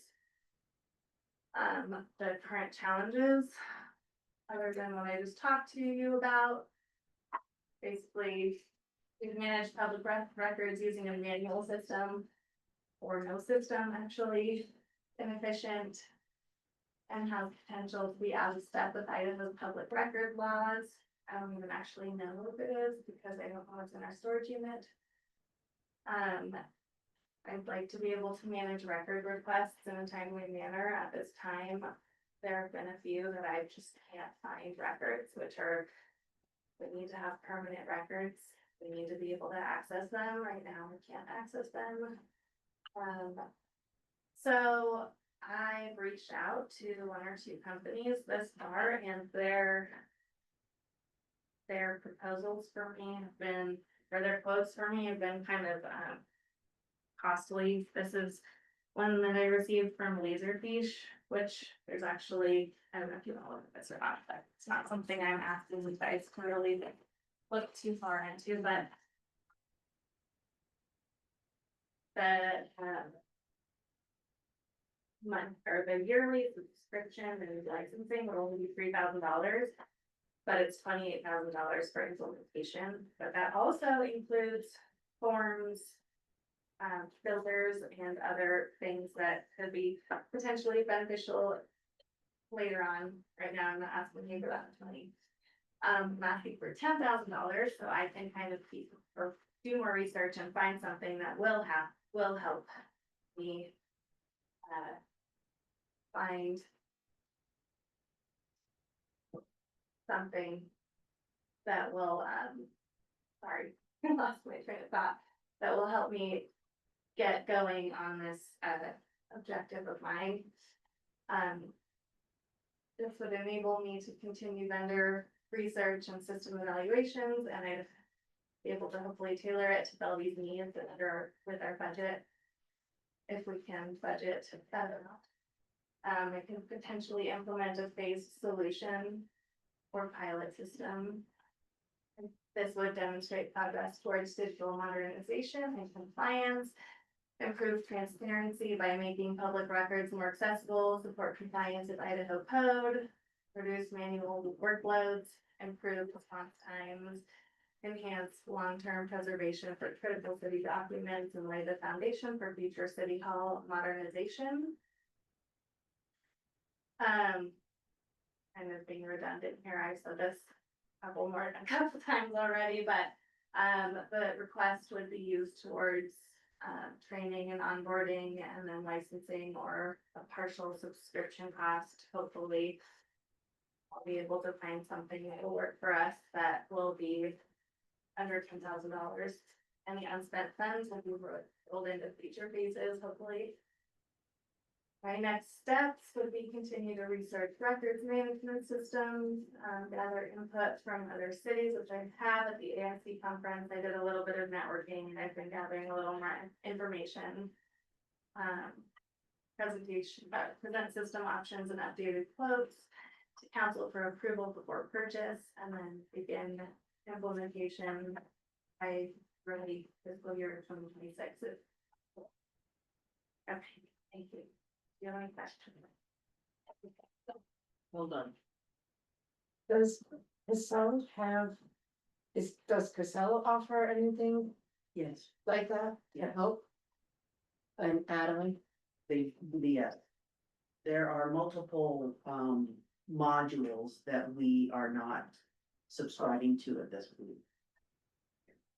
Is it, has that, Might is that be interesting to you at all? Is it in work activity? Yeah, I can definitely do some more research and look through that. Rules I think we specifically. need to revisit Casell though. Overall, I mean, it's $3,000 a month after all the rhetoric about it not costing anything, and it's been more challenging to implement, so I think probably get back, and it is not a best in class tool for any of those modules. Amy, can I ask you a question? So if you were to use this software, would they help you file all of those things? So someone would come and help you get that all into the system or not? So That's there, you. there are companies that provide scanning services, we could either send them out or have somebody, I don't know if they have people that would come here. What about somebody at the high school who wants political science just gonna say- intern for the summer? I've That's free talked, to- yeah, I've actually thought about that too, an intern would probably be beneficial, I'd have to see what we could do there. Cause they're permanent records, so Yeah, all of that. yeah, and some of them are very, I mean, this. And I know nobody really looks at minutes from 1991, but. I look at minutes. Okay, great. Brian's like, I did see that. See, and yeah, a lot of people in I've had like, where's this commercial building? Plan from 1985, and I'm like, I can find the application, but nothing else. Which it's probably in a storage unit, but a lot of these are. kind of falling apart a little bit, so I'm a little bit concerned about scanning, but sure we could figure something out. And where are we with, when we transferred over to our new websites, all of our old minutes have been lost for the last like 10 years? Where are those at? They're. Cause those should be digital, right? Those are backed up. Okay. It takes quite some time for me to upload all of those to the website. I know that there's options to just kind of drop them over, but I've been working on doing that. I just need to. So how much more time do you need to allocate towards that per week to get it done? 10 hours per week? Mhm. Probably. I'm just thinking like how much time needs to be spent to get that done, if you're not able to get that done, because it's important for. Yeah. Users. Well, and I think something we discussed in particular with the records management, correct me if I'm wrong, the intent of having a line item in your budget would be to reduce the time you're spending on identifying records, which then could free up some more for time to, do work on other aspects. The amount of time she's spending searching for the answer to people's questions will hopefully be alleviated by a better records management system. And just one more question, can these records then be plugged into our website that anybody can just request and insert? So they don't have to go through you to do that? Yes, then that would be very That's great. the number, that's kind of the number, and we've gotten really good feedback just from what's up there, and how easily people are getting things and, The impact to staff extends beyond her. We Yes. spend many hours Oh, I'm sure. looking Just for looking, stuff. Yeah, All of us do. Yeah. That we and it's not can't find. efficient, yeah. Yeah. It's just the constant little fire. So my Yeah, question no, is yeah. 10,000 enough to realistically get this up off the ground? I think I could. I don't wanna say piecemeal something together, but I think I could. Find something that would be a starting point, Okay. and then I know a lot of these, technology. Software has potential, you could buy a different module to create a more robust system, so if we. Find something that works. Potentially, we have more money next year to find it, but I think that it's doable with $10,000. I think it's a high priority for the clerk's office because I do think it has a very tangible ripple effect throughout the entire city hall. So I appreciate you bringing that forward. And I think it's a high priority to fund that this year.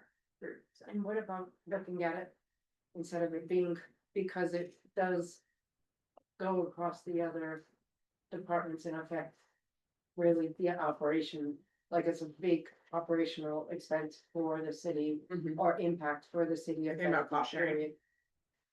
It's always been very tight. I mean, it's one of the most, and Amy had it in her presentation, record keeping and management and all of that is really very specific to that department and one of the primary, it's kind of one of their biggest line items.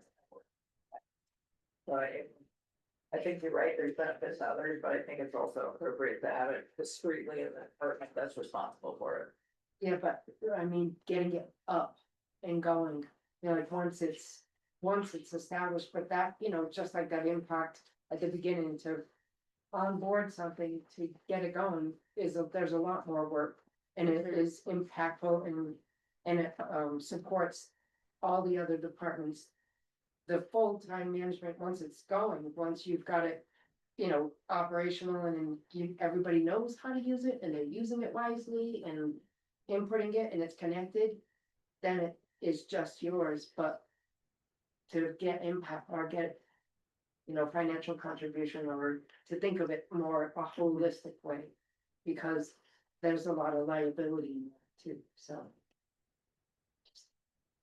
Question, what's the 31,000 for? That's just, okay, so it's $28,000 for the. I borrowed that, Sure. sorry. I just had it other thing. I honestly, I looked at this, She wasn't I really went, interested. I was for like dinner plates and I was like, I don't think I'm gonna do this, but so.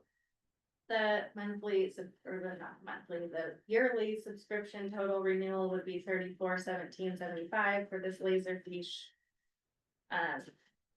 Technology. And then the onboarding and the training and all of the other things, I guess. I can print out the full document for you if you'd like to look at this. The onboarding was 28,000. And that didn't include scanning. Okay. Their Their first week scanning? was scanning service. Well, something Okay, Suzanne and well, I have There's, figured out is a lot of those onboarding costs are just yeah, they're just kind of. crazy for what you're. And what you're getting. also, you know, there's some very straightforward, components, and I'd be happy to help you work and look at this, and I did, I was part of the team that built the fax and scan-in system for DaVita. And so, You might know- I know, yeah, I know a lot of, you know, I'm familiar with. You know with people vendors who in there. scan this. Yeah, well, that's the other thing, you've been working with, you know, Kristen, and who she often has interns over there. Thank you for bringing that forward. I would like to then zoom out to admin as a whole. Before I have you start, Shelley, is now a good time for me to talk a little bit about the staffing side of things, or would you like? I think go ahead. I'd like to introduce that. So Yeah. there's a larger discussion about restructuring. And to, again, be a little more proactive in knowing it's gonna take time to have more discussion about that. I wanted to draw your attention to the payroll page. There's been a lot of talks about how to allocate staff salaries throughout departments. Shelley will dive in a little bit more on that detail about how some administrative salaries are broken up, in particular with enterprise funds. There's one employee in particular who dabbles in, has a title of deputy clerk, water and sewer billing, but does such a huge part of the customer service side of the city of Bellevue. And I would, there's some ways in which I'd like to see the water and sewer have more ownership over the kind of the full circle of meter reading, billing, and bills that go out to customers, and have that exist more just under the umbrella of water and wastewater.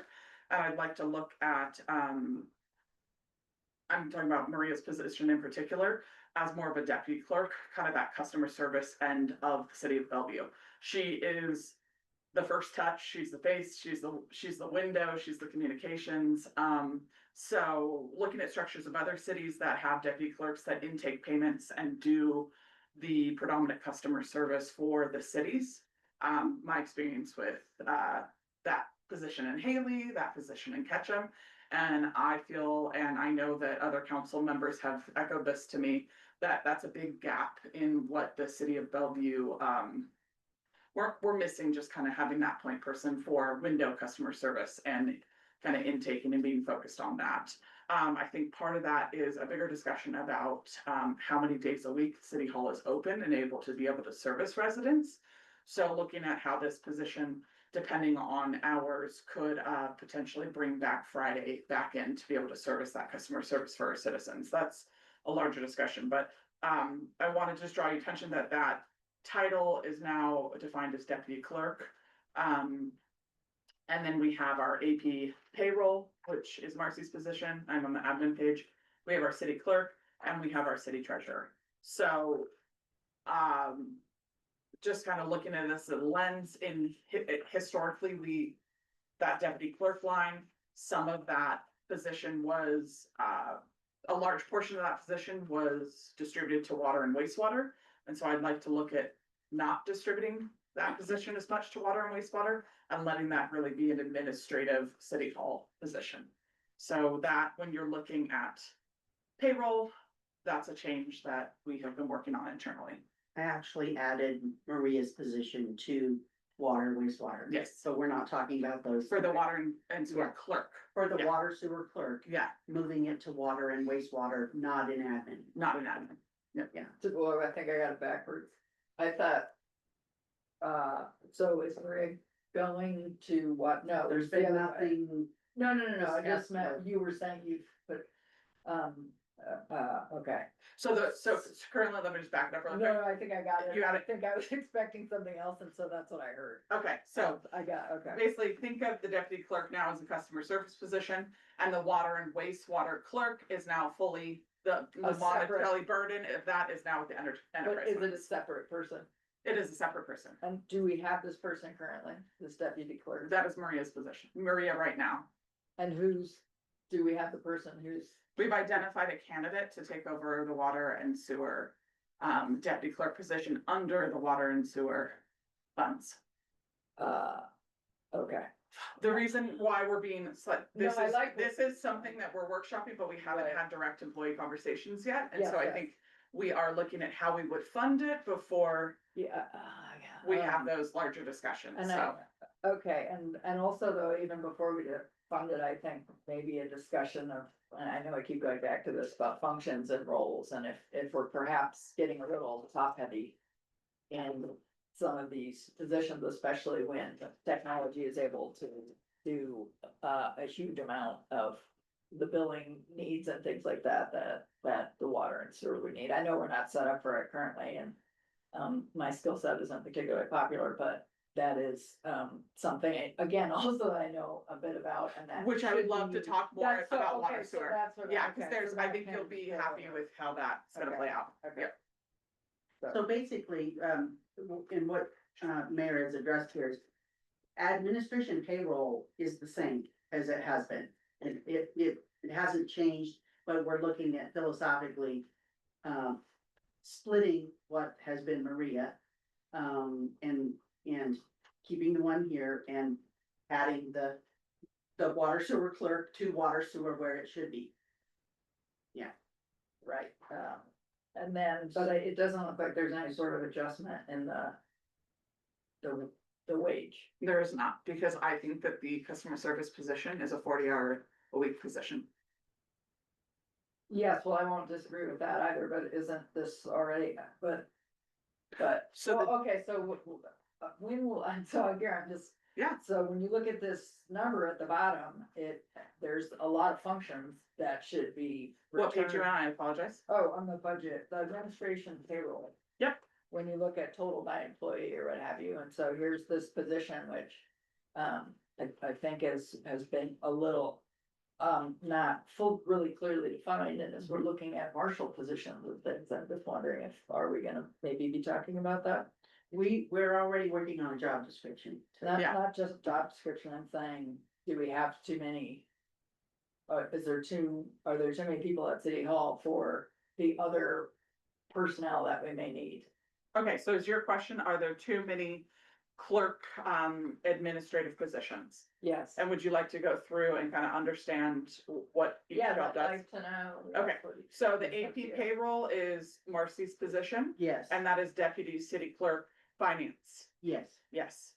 And her position is all payroll, accounts payable, accounts receivable yes, for interdepartments yes, and water and sewer. and water and sewer. And she is hired at a 32-hour-a-week position, and that is her preference, and she's at 32 hours per week. And that does fluctuate, Yeah, based on occasionally. what's going on. Yeah. She's very dedicated She's and the she building works very hard. Mhm. Yeah, no, Yeah. again, I'm not, Okay. that, And then the- I look at the money. No, We would be lost if she walked out. Yeah, that's to all our Percy. Yes, Mhm. And then Yeah. your deputy clerk position, that's kind of your taking in money, your window, like I said, the customer service accepting permits. Now with Brian's program for community development department, intaking and putting things on calendars to set up appointments for building permits. Again, processing payments for all of the departments, processing permits and sending them off to the correct department heads. daily deposit Daily deposit. reconciliations, I that person would have to do all of that. Mhm. Yeah. Mailings, assisting with that, when I was here, there was a Latino family that came in and she just spent so much time Oh, with yeah. them, helping them understand what the application was, how to fill it out, like she's going through every single step of it with the Yeah. people. she often sets up city hall, flips city hall, for meetings and things of the sort. So that's what that position is. Then you move on to the city clerk. That's Amy's position at 32 hours a week, roughly. And then the next one is city treasurer Shelley's position. And I'm working 40 hours a week plus. So where do you think we are heading here? Well, I'm again, looking at a very tight budget and understanding that, and appreciating that, you know, accounts in and out, accounts payable and all that is something that's, you know, very hands-on. And I wonder, I'm not pertaining to Marcy's, but you know, a lot of companies do their payroll through things like Gusto and things like that. And I wonder if those are some of the technology advances, maybe in the next year that we need to be looking at. But with respect to the deputy clerk, you know, I do think that we should have a big proponent of having somebody at the front window. And I guess what I'm also looking at though is this is a considerable amount of money. But if that person is going to be processing all these forms, I had hoped that by now we'd already have electronic forms for almost everything and that everything would already be available. And a lot of these paper-based responsibilities aren't there. So I simply was looking at what is a pretty large number. And wondering exactly, because I don't dispute, but I'm wondering if customer service focus, you know, making sure that's very well defined and there should be a lot of technology requirements along with that customer service, because that's what's all gonna happen, yes.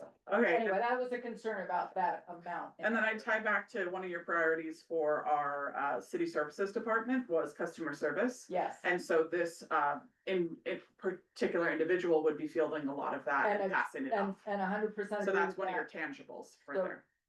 but I guess I'm wondering about the amount, I guess. The wage, Yeah, the total out the door. that's matching the current wage that she's No, making. I understand. I'm just letting you know. Yep. I totally understand. I guess all I'm doing is maybe we should put a star there if things start getting tight. Great, and that's why I wanted to bring it up, because I think there's been a lot of discussion about that, and we have a person doing two jobs in essence, every week, being in essence a deputy clerk and a water and sewer billing clerk.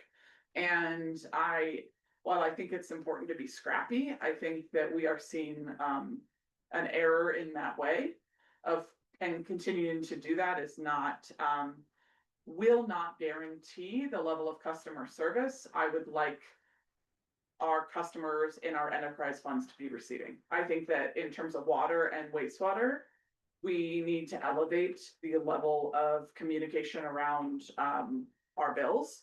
We need to elevate the accuracy of our billing.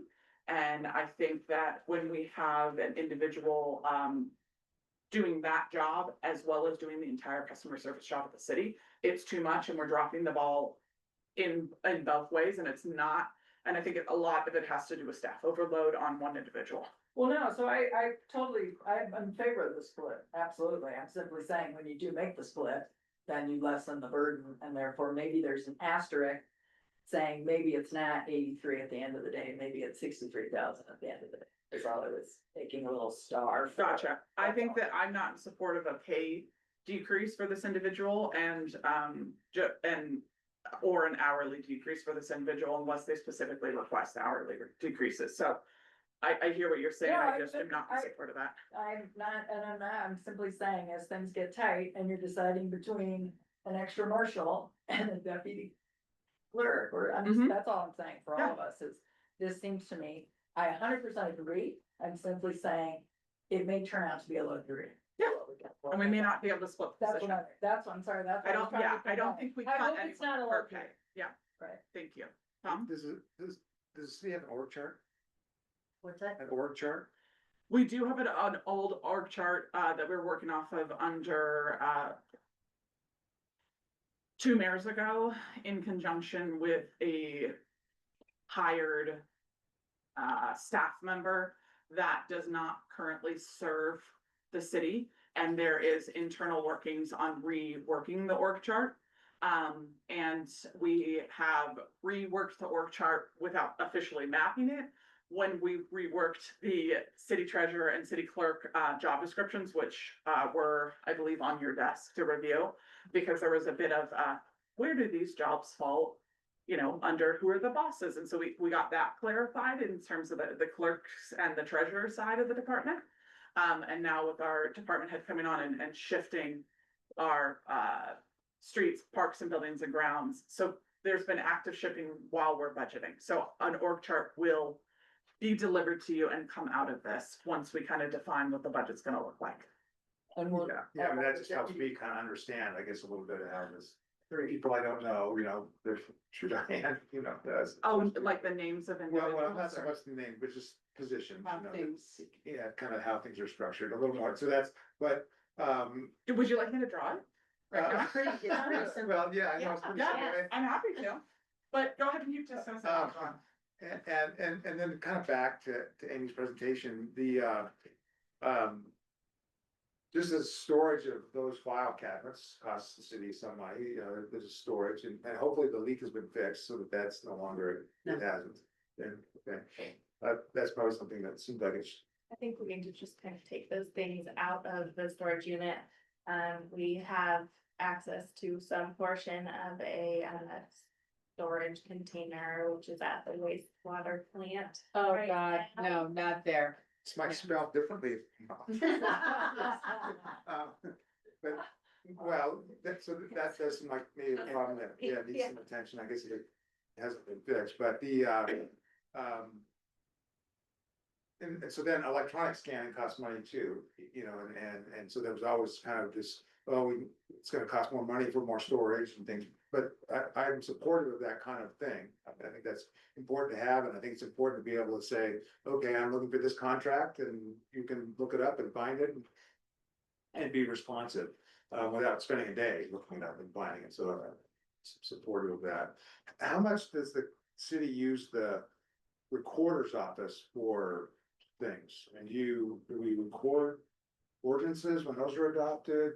Is it a contract? I mean, for example, yeah, does a contract get recorded? How much use is there of the county recorder's office? It's just as things are passed that need to be recorded. They're delivered there. Someone has an errand to run up in Haley, or they're on their lunch break and they go up and drop that off, but And that's enough to as support. in terms of, yes. In terms of a contract, we don't. Pardon me, I may be stepping in your world here, Or easement. but we don't. I'm not aware of anything that's been recorded in the time he's been here. Well, if they pass Yeah. any ordinance, it needs to get recorded. You have to remember, we came in not knowing stuff like that with nobody to tell us. So that may be something that has slipped through the cracks for. Well, you can check in tomorrow with Amy and say, have you seen these ordinances and have they been reported? I've I seen mean, that. and sometimes that's just I will- kind of a helpful repository, you know, like, oh, we didn't have that, but I went to the clerk's, the recorder's office and they did have it, because, you know, that their record keeping is a big deal there, and so, like, oh, you know, we didn't need to store it because they did. So maybe that's just a resource that can be utilized by someone. And, you know, we did use a scanning service for land use, which file cabinets and file cabinets after file cabinets, and it was a little expensive, but they kind of came in and they sort of like took the stuff and they organized it, and they were out of Vancouver, Washington, I think, but, and it was a little money, I appreciate associated with that, but they also did a good job, and at the end of the day, we had all that material electronic, and I think there's also been some effort to maybe get a high school kid, and that didn't work out so well. Right. Yeah, I wonder if it's worth it to hire somebody because you actually have the time to allocate to this. Like an honest question, because if you don't, then we need to budget for that, because it's important that we have this. Then we're not in compliance if we don't, so. Something to think about, to give into consideration. Definitely. We can find that, like, scanning services, they, like, Tom was saying, they seem to know what they're doing, and if we could do that, maybe instead of hiring another person. Also, I thought of, if we ended up with this deputy clerk that didn't have, the billing, she could also help me with this as well if she had a little bit of extra time.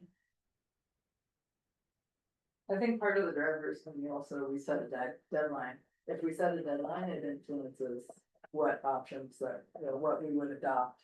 If we said it had to be done in 3 months, we'd have to hire somebody. We'd have to spend the money to have it professionally done. And I think, you know, if we establish it as a priority, then that would be number one, even to the exclusion of, if you have that 10,000, even the exclusion of establishing a system to access it all, at least it would all be digitized. So you spent your $10,000 to digitize, you know, a certain a number. And then even with the fundamental systems we have, we could make them available. Then subsequently, because everything is already organized and available, then, you know, you could migrate to another system or integrate other systems as well. So that, you know, Jessica, to your point, as you talk about the significance of it, you know, saying, well, what's the path forward with 10,000, or if we have more to budget? Right. But yeah, and so if you want to get it done, truly, to your point, it would be best to hire a company to scan it.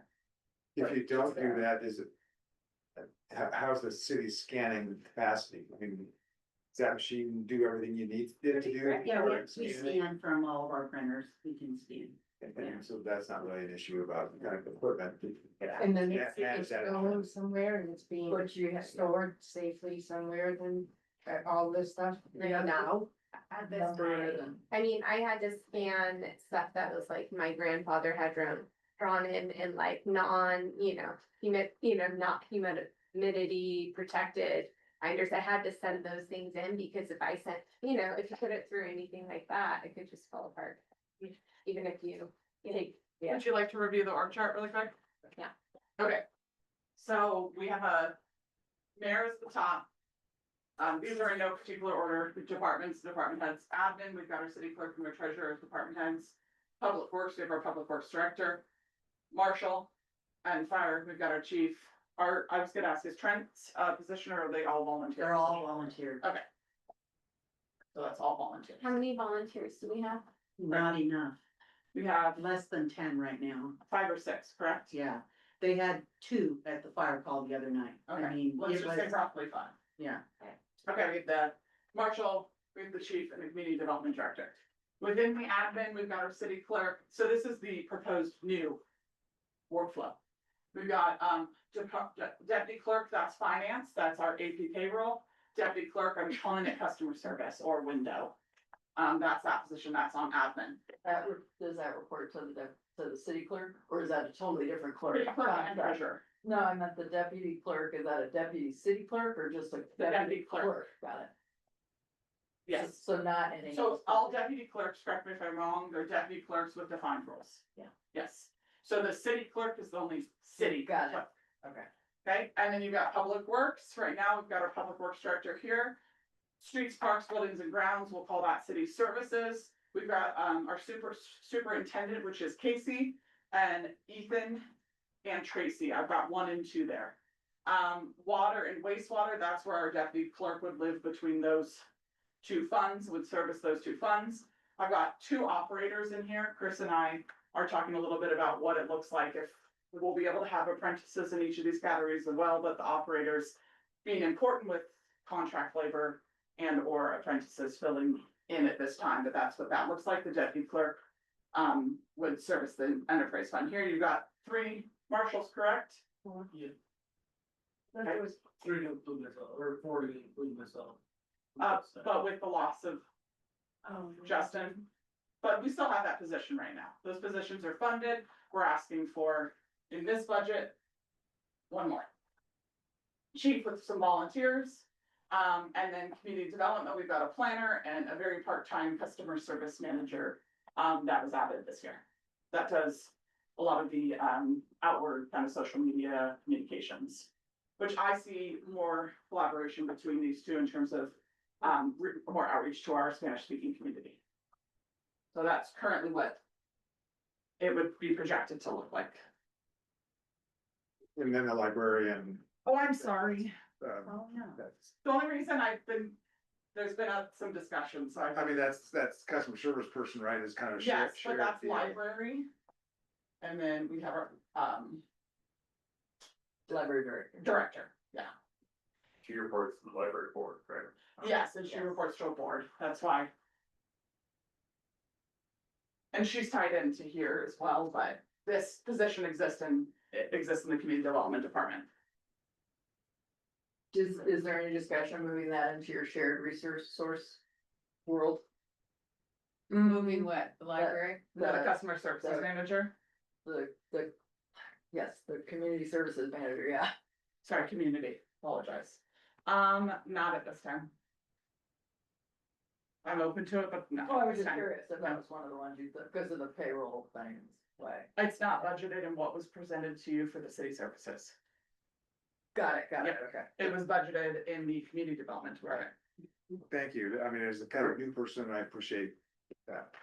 You wanna give you a picture? Well, I Sorry, I'll make I didn't, it I didn't, We're gonna take a picture of it, send it to Sean, because I don't think he has the luxury. of Okay, being able perfect. to See this. Yeah, and I will make it prettier and on a document yeah, for you. yeah, but that works. It's been, but it also is a further discussion to I be can- had and. I can see it good. Don't You worry. can see it well, so. You can see it. Oh, Okay, The all picture right, Shelley, from, I'd love for you to dive in now. Okay, so, sorry to be the downer with the numbers here, but we have to deal with numbers eventually.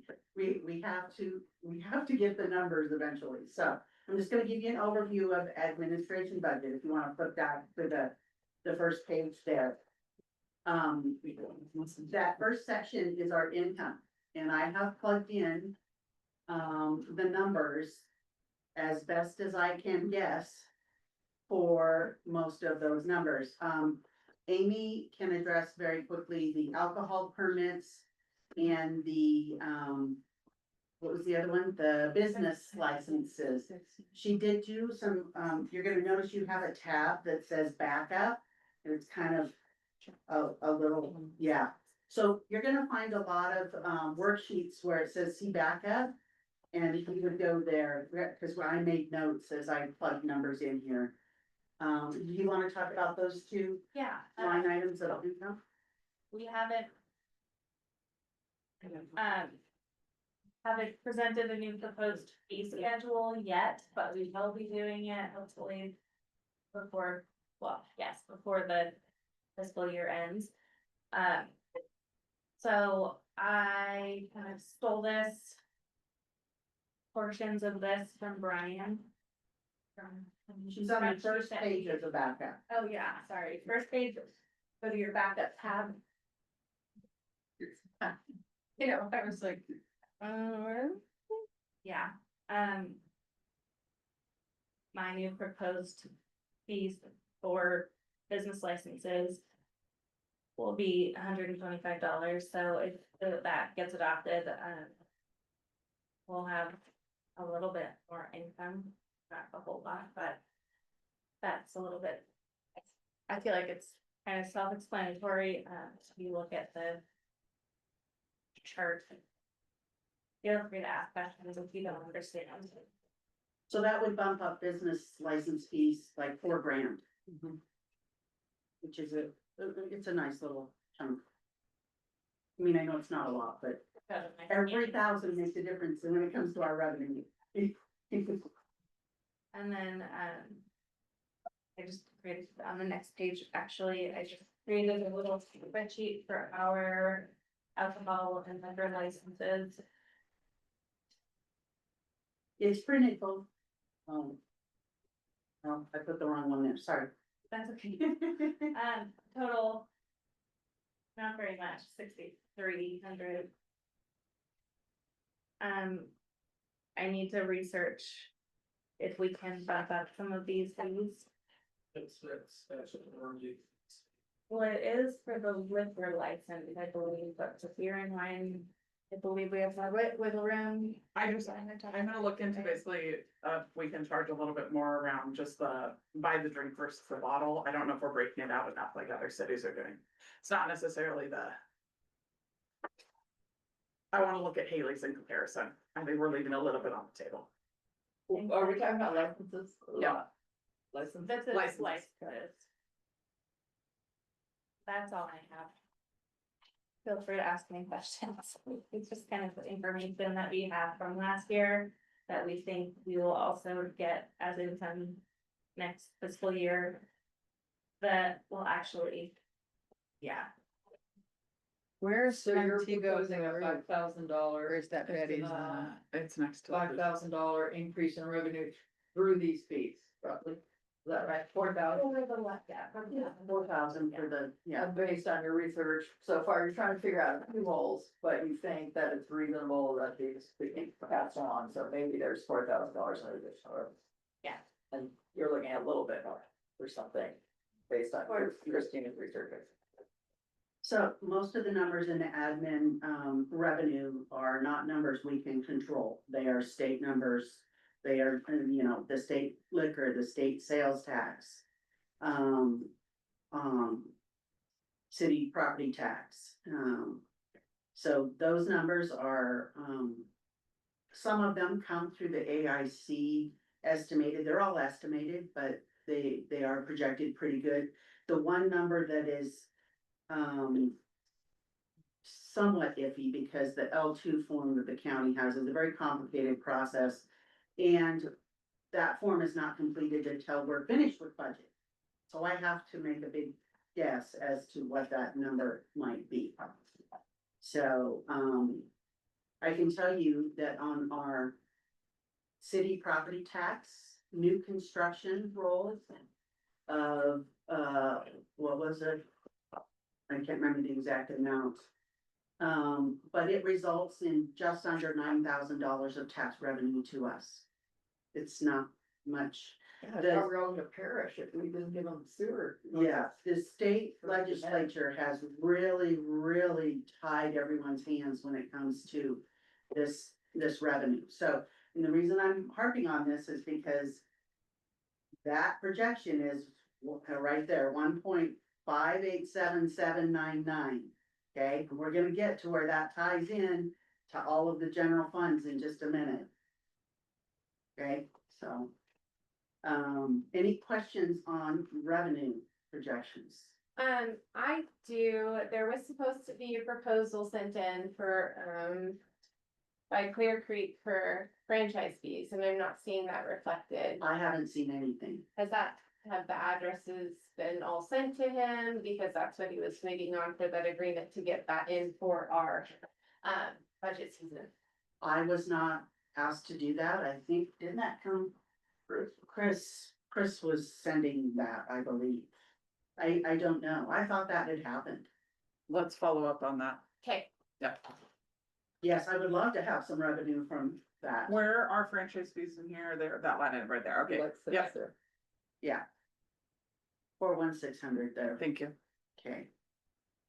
Any other Um, questions? Yeah, I'm sorry, go ahead. Nope, sorry, go. Do you foresee any, and maybe this isn't relevant for this year, but with 3 potential levies coming, is there anything in here that is impacted by that, such as our lot, which isn't No, laws in the, something else? the new combined streets.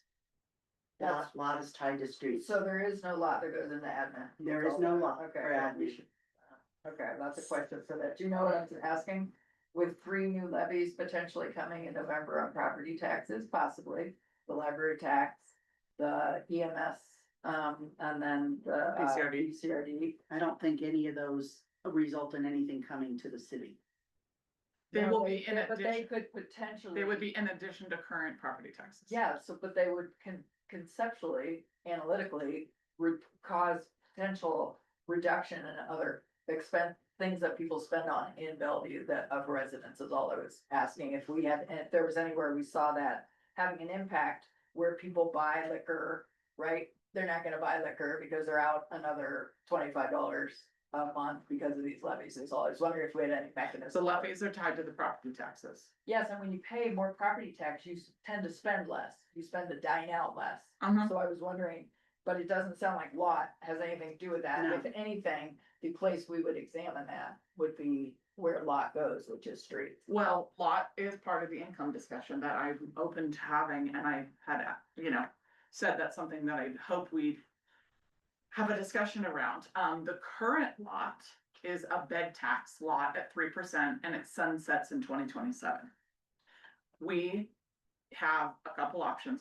Let's have this conversation. We have a couple options in terms of lot. We could do a liquor by the drink lot tax. We could do a food lot tax, not grocery goods, like prepared food. And we can do an overall sales tax, lot tax. That's the 2% of pension pass. We also can increase and extend our bed tax. When you do lot taxes, the current lot tax is tied to streets. The new lot taxes we go after, we could tie to other things. I would like to see us be aggressive to defeat all 3 levies. And go to the residents next year and try to increase our own levy. Our lot. Yeah, no, for property tax. Is there interest in going after lot on the ballot this November and, asking residents to, like you're saying, like, go, do our lot campaign in essence, which is not a campaign, but get our lot out there on November. I think we need to look at what the difference between going out there and asking for more money, property tax, and I realize that lot is something that you don't have to be a property owner to be paying into, right? Anyone who goes and has a bed or has a drink or whatever, so there's a greater equity to lot, there really is.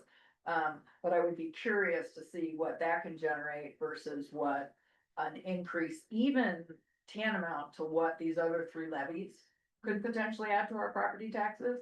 If we fought those and instead made them Bellevue levies, if added to our own, if we would get more funds that way, is what I'm saying. I don't think. We will, well, the only levy that is going on November ballot that will directly, you can look at the benefit of BCRD, you can look at the benefit of the library district, you can look at the benefit of the EMS services. So while I understand what you're saying about the levies and property taxes, they will all benefit the Bellevue citizens if they are passed.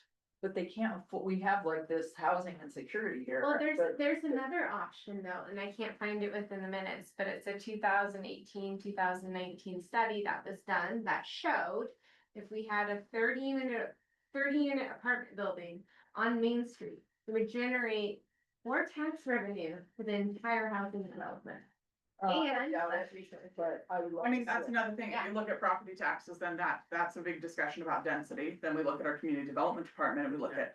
What are we doing in terms of zoning, what are we doing in terms of affordable housing and density, and those are ways in which we can look at income generating for Bellevue in property taxes. And that would be get a it lot larger. higher than what we would We get need for lot. to expand our tax base, Yeah. is what we need, that is the way we get more money. Okay, but that is not perhaps what the residents are, the way the residents are looking for us to do it, right? There's. Some are, some aren't. You're right, so, and right, and there has to be, a balance in that. I guess where I started with is, do we have a mechanism of assessing the ballot measures that are coming and their impact on any of our potential revenue because of the known, impacts of more, of higher property taxes?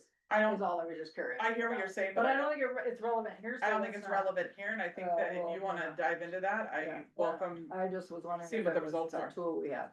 I do think there's value in calculating what a levy, or sorry, Yeah, what a lot could do for us in terms of income. Yeah. That's where I see value. Yeah, I agree. It does seem like that's something that we need to evaluate.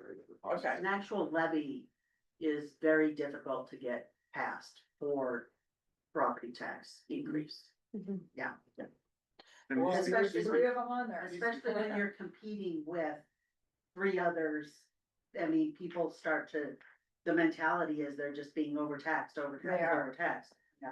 Doesn't it need to be kind of specific too? It's, oh, it's a levy for roads or it's a levy for. I don't mean to cut people off. but Yeah, levies sorry, are- I took us down. There are, let's There move are on. different We options. can talk about levies another time.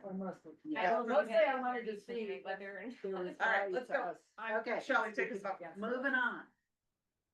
The next section under the admin is the payroll, which is on the payroll sheet. I do want you to know that there's $33,692 of workers' compensation insurance on behalf of all of the general fund departments just coming out of the admin. So that skews your admin budget in terms of payroll when you're looking at the total, okay? So if you really want to compare it with everyone else, you deduct that 33,692 to get a perspective on what our actual admin payroll is.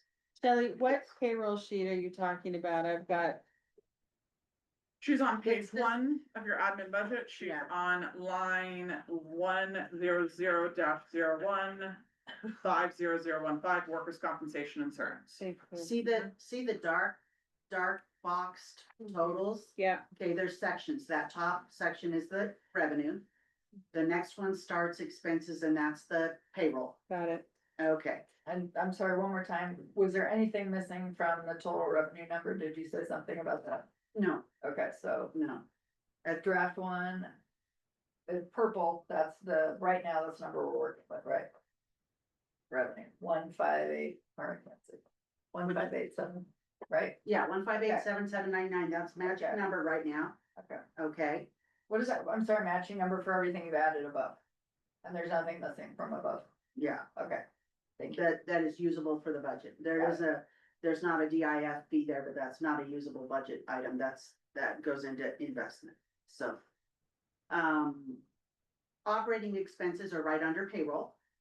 Okay, so we already looked at the payroll sheet unless anyone has any questions on that. So the operating expenses, 99% of these are based on my knowledge of what we are paying every single month for these bills.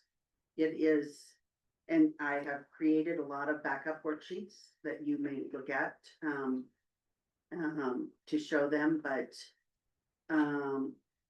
they're all documentation on actual numbers we are spending to function. So, I did break out Cassell as a separate line item, just so you could see what that amount is. I broke out on a backup worksheet, our computer IT support, our software and subscriptions that we're, currently, subscribing to. There we have Amy's new ask.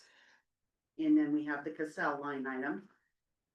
Any questions on those? Would you like to look at the backup on any of that? And Cassell cannot, or is not, or you're not distributing the cost of Cassell to any other I know the Um, departments are funds at this time. no, it is being allocated this fiscal year right now to some to water and some to sewer. Okay. Okay. My thought was, for next fiscal year, it would make it easier if it just, if they, that was just part of the reimbursement to us. But it, yeah, so anyway, that is a three-way cost. It's not just an admin cost. The primary reason for that was water and sewer. And Shelley, can you go back and explain the reimbursement to us? Yeah. If you go to your backup, there is a page, 1, 2, 3, the fourth sheet has the administrative fees worksheet. And it has line items for other expenses and then payroll expenses. Oh, I thought I took that out. I did, and I didn't get it re-put in your, I need to revise this. So don't look at the payroll part because the deputy water sewer clerk, I had it revised. I didn't get it copied and put back in here between 4:30 and 5:30. So I need to revise that part. This has changed. But you can look at the other expenses. Basically, we incur here and it's all charged through admin, postage, the rental of our, a lease of our copier and the lease of our postage machine, office supplies, other supplies, for example, paper towels that go to the plant or whatever. There's supplies that come through here. All of the office telephones, our computer software subscriptions, and Cassell will be allocated out here, dues and subscriptions, training and meetings, travel expense, all of those I have, allocated out according to the estimated, budget. What percentage general fund is of our total city budget, what percent water is of our total city budget, and what percent sewer is. So that comes out as 53% general fund, 14% water, and 32% sewer. So I allocated that out according to those percentages. One question I have about the Wood River Chamber, Dan, you recently brought to my attention, like, none of our places are located on their map when you look on the chamber's map and like where to go with restaurants or anything within our city. I know it's $300, but are we getting How much is it? a service? 300, but you know, I'm just gonna asterisk that because I've tried to pursue more representation, but I don't feel like we've been fully getting it. Jan has some great ideas. When She'll I probably did, be for free. I called them one day, cause I Yeah. couldn't see where our meetings were listed, and I called them, I didn't even know them, and Yeah. they said, how come Bellevue's not, well, then he moved Bellevue to the very top of the list No, interesting. for the meetings, but as I understand it, the schedule is wrong now, so I don't know what's going on there. Yeah, But, like that's the one thing is like you have to have someone dedicated to follow up with them. Yeah, To get somebody's your gonna watch stuff it. to them, but there's not, yeah. It's just, I mean, it's one of those Yeah. things, you know, Yeah, I don't have time to bird dog that. no, I mean, It's nobody like does, this. yeah. Okay. So anyway, this will be revised for your next review. So go back to your admin budget, please. And we are on page 2 of that, unless somebody has any questions on page 1. So when we get to, we have our general legal fees.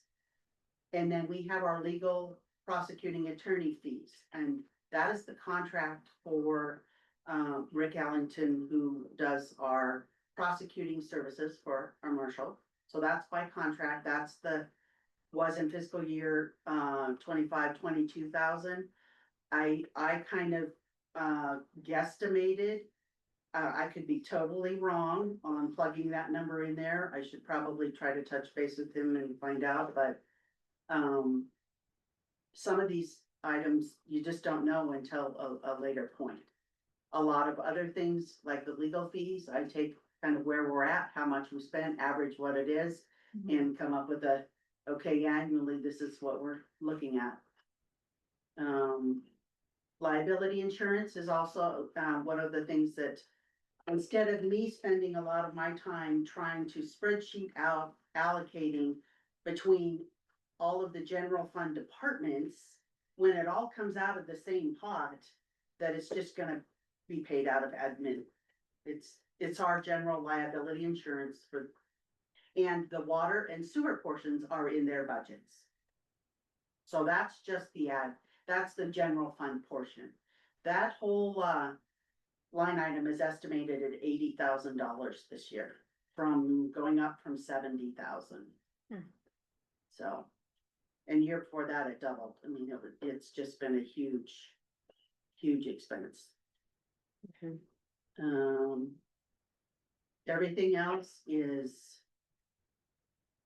Oh, and I noticed I don't have anything plugged into the audit there. I was working on that, and that line item, should probably be 4,000 there. What about our phones? Yes, there is a backup sheet. Okay, I have spent 2 years, reducing those phone costs. yeah. And Amy knows how hard I've worked on reducing the phone costs. I'm I- just wondering about, like, I have such a hard time remembering my city phone with all the moving parts. I couldn't tell you what my phone number is. Well, You were all let's go with excited that. last year, though. I contacted you on your regular phone. Please use my city phone. I know, I was like, okay, yeah, they still. Okay. Yeah, I'm like, thank God. If you will go to your backup and scroll through till you see the one that says Cox phones and internet and AT&T FirstNet. Mhm. So the AT&T are cell phones. That used to be about 1,500 a month. I've got it down under $1,000 a month. We will need to add new one there for Planner coming on. And on the left, we have Cox, our internet and our phones. There are at least 2 numbers I'm going to cancel. And so that cost is actually gonna go down from $12.59, which used to be about 1,500 a month, to under 1,200 a month, $11.80. I was calling numbers on the list going, where does this go? So that's how I discovered there are 2. I've been meaning to ask, is Kurt's not here? I'm suspecting that. Huh? He's here, you just over there. Oh, Kurt. Yeah. What's your fax number? Well, there is, this beeped as a fax, but I don't know where it goes. It's not our main fax number. 788-8526. Okay, that's the marshal's fax. Okay, There's a lot of people who fax me is. fax is so, yeah. And then I think there's a fire fax there, which I need to ask Greg about, so, I've got them whittled down, I mean, unless somebody wants to. I know that Chris was contemplating what to do with the on-call phones. Wants to consolidate the on-call funds and use one of the funds for hanging. Okay, so we won't be eliminating, we'll just be repurposing whatever there.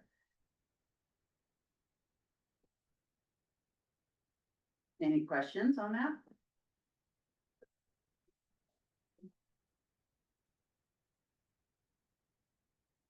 You've done a great job getting it down to where it is. Thank you. Yeah, thank you. Okay.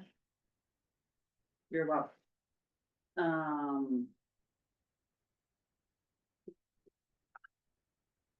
I guess the Cassell and all the back and forth with it, I mean, this has been such a long process. Years. And we need to Years. talk about it. Yeah. Okay. So, do you feel that by end of this budget, you'll have a good understanding if it's the right, technology for the city, by the time this budget is enacted. That gives me, basically, July, August, and September, 3 months. I would hope so. Well, I would hope so Each month too. gets better, each month gets better. And what's the support like? And is Oh, their it, support is awesome. okay, so what's the problem? In getting everything online, like, It's there. okay, It's getting it back out or editing what's there when it needs to be corrected. QuickBooks was very simple about We should go back to QuickBooks. that. Why can't we go back to QuickBooks? Auditors hate it when you use QuickBooks because it's too flexible. So auditors love, Casella is very audit oriented, which is a big thing for cities. So, Casella, remember, I was not here when they selected it. I was charged with implementing it, so I did. well, I thought like in the additional software that we bought for the meters, according to Chris, ran off of. Yes, Because the previous one did not, right?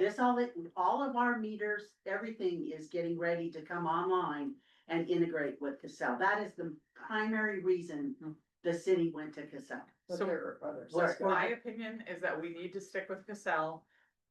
And until we get our meter readings and our meters online. If at that time we audit it, I think we should audit it after the meters come online. And at that time, if we decide this is not working, that's not the right software for the city of Bellevue, then I think we need to be prepared to transition to different technology. And that would be looking into going back to QuickBooks and then what software we'd use, maybe in the water and wastewater department for the meters and the billing.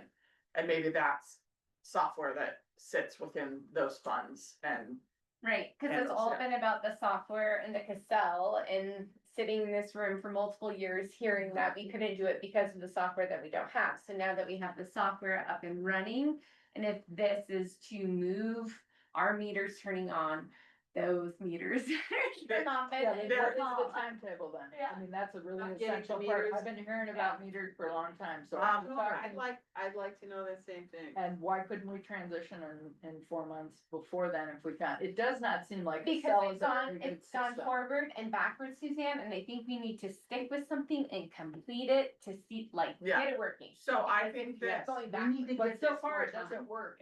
No, it Give us works. more time, and you told me at the beginning, I kept saying, this is gonna cost money, and it's gonna cost a lot of, oh no, it's free.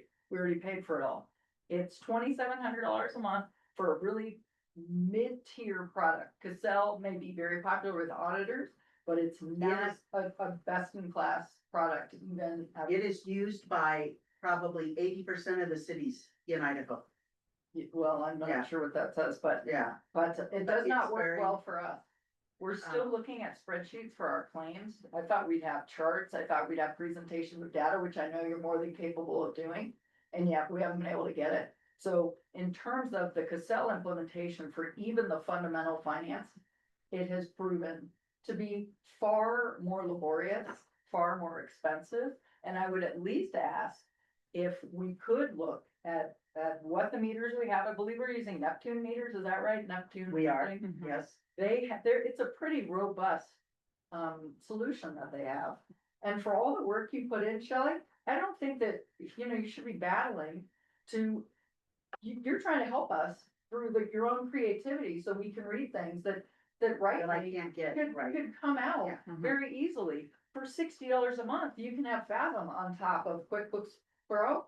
And it almost sings and dances with all your data, right? You can have. Suzanne, I understand your charts are really important, but the meters need to come online, like, But we're like, saying, and yeah. then looking, but that's why. But then, retention and then happens. revisiting, the meters need to come online and then. Well, so knowing our track record with the installation of Cassell, you think that what we've seen so far portends well for an astonishing rapidity of turning the meters on, or should we potentially look at? So what I something would recommend is that I think that we fund Cassell in the next fiscal year, but we very much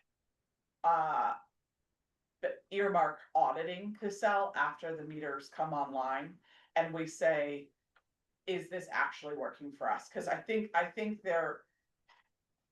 it could go really well, everything comes online, it all lines up in the next few months. I don't think that's going to happen. I think we need to go in a different direction. But I think if we're earmarking 32,400 in our, what do we have it under? Our computers and software, we can then, put in place QuickBooks and another meter reading software and save some money. But I think we should still budget around that amount of money because it's so unknown. Well, and But basically insert other technology here. Okay, I hear you. okay, and So that's, I just think we fund okay. some technology We at fund the what rate we that. have, but you're not precluding that it's 100%, better. But I I'm would not also- precluding looking into And other then I would software. also suggest that, and I appreciate what you're saying, you're trying to be reasonable, but it is also a kick the can methodology, which happens in software adoption, that if we, and so I would just like to encourage us to at least, I'm happy to look at it. I am a systems architect. Yeah. This is what I do. No, I'm open to it. I At just least think to look let's at fund the what budget. we have. That's a And different then thing, so agree let's with that. audit and look into what we could replace it with. For comparison, I talked with a vendor, one that I was very interested in, and Chris, is he still here? No. Black Mountain Software, which is very, the other one, that cities are not on Casella are on Black Mountain, but way more on Casella. She quoted me 50 grand to get going, so just on board, and another 30 a year to function, so it's not any different than what we're paying for Casella. Right, but And we'd be out 50 grand just getting it going. Sean has his hand raised. Oh, Sean, do you have a question? Yes, I have to go. Sorry. Have a good night. See you later. Thank you so much, Sean. Okay, Thank you. bye. I think we are getting to a point where everyone has to go, Yeah, but I don't want to cut you short, Shelley, so Yeah. what else? Do okay, you want to point out where else do we want to end up in this? so we need to leave something budgeted in there because, Yes, Agreed. absolutely, and that was not my. yeah. Agreed. So I want you to flip back to the very beginning very quickly, because this is what we are gonna hone in on next time. We have to start making numbers that will match, so. We have to match. You will notice on your summary, your very first page, the revenue is listed, there. So all of the departments, the revenue, everything's there, it's 2.256,496.43, okay? Personnel costs, 1.6642. This is as what's in here now, okay? Operations, $855,844. Capital, at $309,398. For all of their total expenses across the board by department. For a total of, $2,829,571. Which is $573,074.93 over what we have in revenue. Hmm. So our task is, we have to get that number to zero. So I wanted you to have the picture of the whole general fund. And I have loved the discussion about the priorities and the things that we wanted, but we have to actually get down to what are we going to revise in here? What do Yes. we have in our savings account for carryover? We had 800,000 for the auditor as of the beginning of this fiscal year. So I have not reflected any general carryover for the general fund here. We budgeted last year 150,000 of carryover. And there are some other carryover items that I have carried over in other departments Do you have a general idea of what's left of what's left. from the No. 800,000? No, because we're not far enough to the end of the year to really get it. I mean, still got 4 months, 5 months till the end of the year. Yeah. So, they don't have a good feel for that. No, I think taking anything over about 300 is dangerous. In terms of, that is our savings. And we need to have that cushion there So we had 800,000 when? as of October 1st. October 1st, 24? Mm-hmm. Okay. And when do you think we'll have a realistic number of what that 800,000 is now? When we get audited. It's really hard for me to know. What I have to do is, at the end of the year, I have to see if we've gone, I mean, if we stay within our budgets, then we're not Do you have, using it. so if we So, looked at where we you know. currently at our year to date, Right, would that allow us to kind of understand where we're at yes. in that our helps. budget? So if we, for example, if all of a sudden the general fund spends 200,000 more than what we budgeted, that's coming directly out of there. Okay, Yeah, I'll look at where we are year to date then. yeah. Okay. I think for all the wish lists that we have in everybody's department, I don't think 573 over is crazy bad. I know that, I think it's a. I know good it's a start. lot, I know it seems like a lot, but you know, we have a lot of bigger asks out there, and so I think, we know where we stand and we know where we have to get to. I think we're still leaving a little on the table in terms of revenue, so I would like to have a bigger revenue discussion. I know that, correct me, community development did budget for your fee adjustments that you're looking to see. Amy, are there any other fees that we are not looking at in terms of adjustments that are in the admin budget right now? I can think of like catering permits, Parts. which were very small, parks, but I think wasn't that. Does that go to? At least Hunger Coalition doesn't have to. Yeah, Parks is all general fund. Okay. So parks. I appreciate the sarcasm, but that's not gonna bring us, I mean, Looking for little bits, and these. I'm not looking for little bits, I'm looking at our general fee, I'm looking at the know. things we can control, and what I can we can understand. control? We That can was one control thing our that- fees, we can control our permits. We can control our housing. Yeah, we can, well, and also, I'm not subsidizing. Even though, but anyway, the other thing I'd like to bring up though, is I think we're neglecting a really important area, and I don't know if we can adjust it, and it would go into existing Mhm. departments. But we are woefully inadequate in emergency preparedness in general, and I know that is like a separate entity almost that's executed and supported by those, but I do think we have to at least be looking at what we would need, to your point, savings or emergency funds, what would be needed if we got hit by some sort of something when we're looking at any of those carryover funds, if those are all our extra resources and something significant happened in Bellevue. Could we do anything with $250,000 based on, clearing people out or that kind of thing, emergency preparedness that way, just as we're trying to figure out. In terms of monetarily, Yeah, monetarily, in Okay. terms of the budget. I do know that it was actually on the news, state revenues are down, Yeah, they're down. which affects us directly. Yes. It all affects us. So, yeah, that's kind of what, so to your point, and Christina's point as well, how much is left? Just understanding that, there's a very significant outlier of the unforeseen. Yeah, Some Do aspects we of have, the emergency an preparedness, employee that attends It kinda the monthly emergency and I'm operations going to meetings? somewhat lie to you. I think we send me an email and I'll look into it, or will you? So it has to start local. Yes, we They used declare to. emergency and then go. We should. And so we I need get state funding, we can get national funding, that's all I wanted, and but it actually starts at county level. not Thank you, I think looking at big But we picture is still super are gonna important have now. funds. Yeah, So so it's being overtime. now we need to go from there into the. Yeah, we'll get into the new shut. So the next meeting will be. Run back to normal. Yeah, okay, highly likely. We gotta pay. Okay. I mean, unless you guys wanna stick with general fund and if you feel you wanna stay focused on this, I'm happy to punt water and wastewater.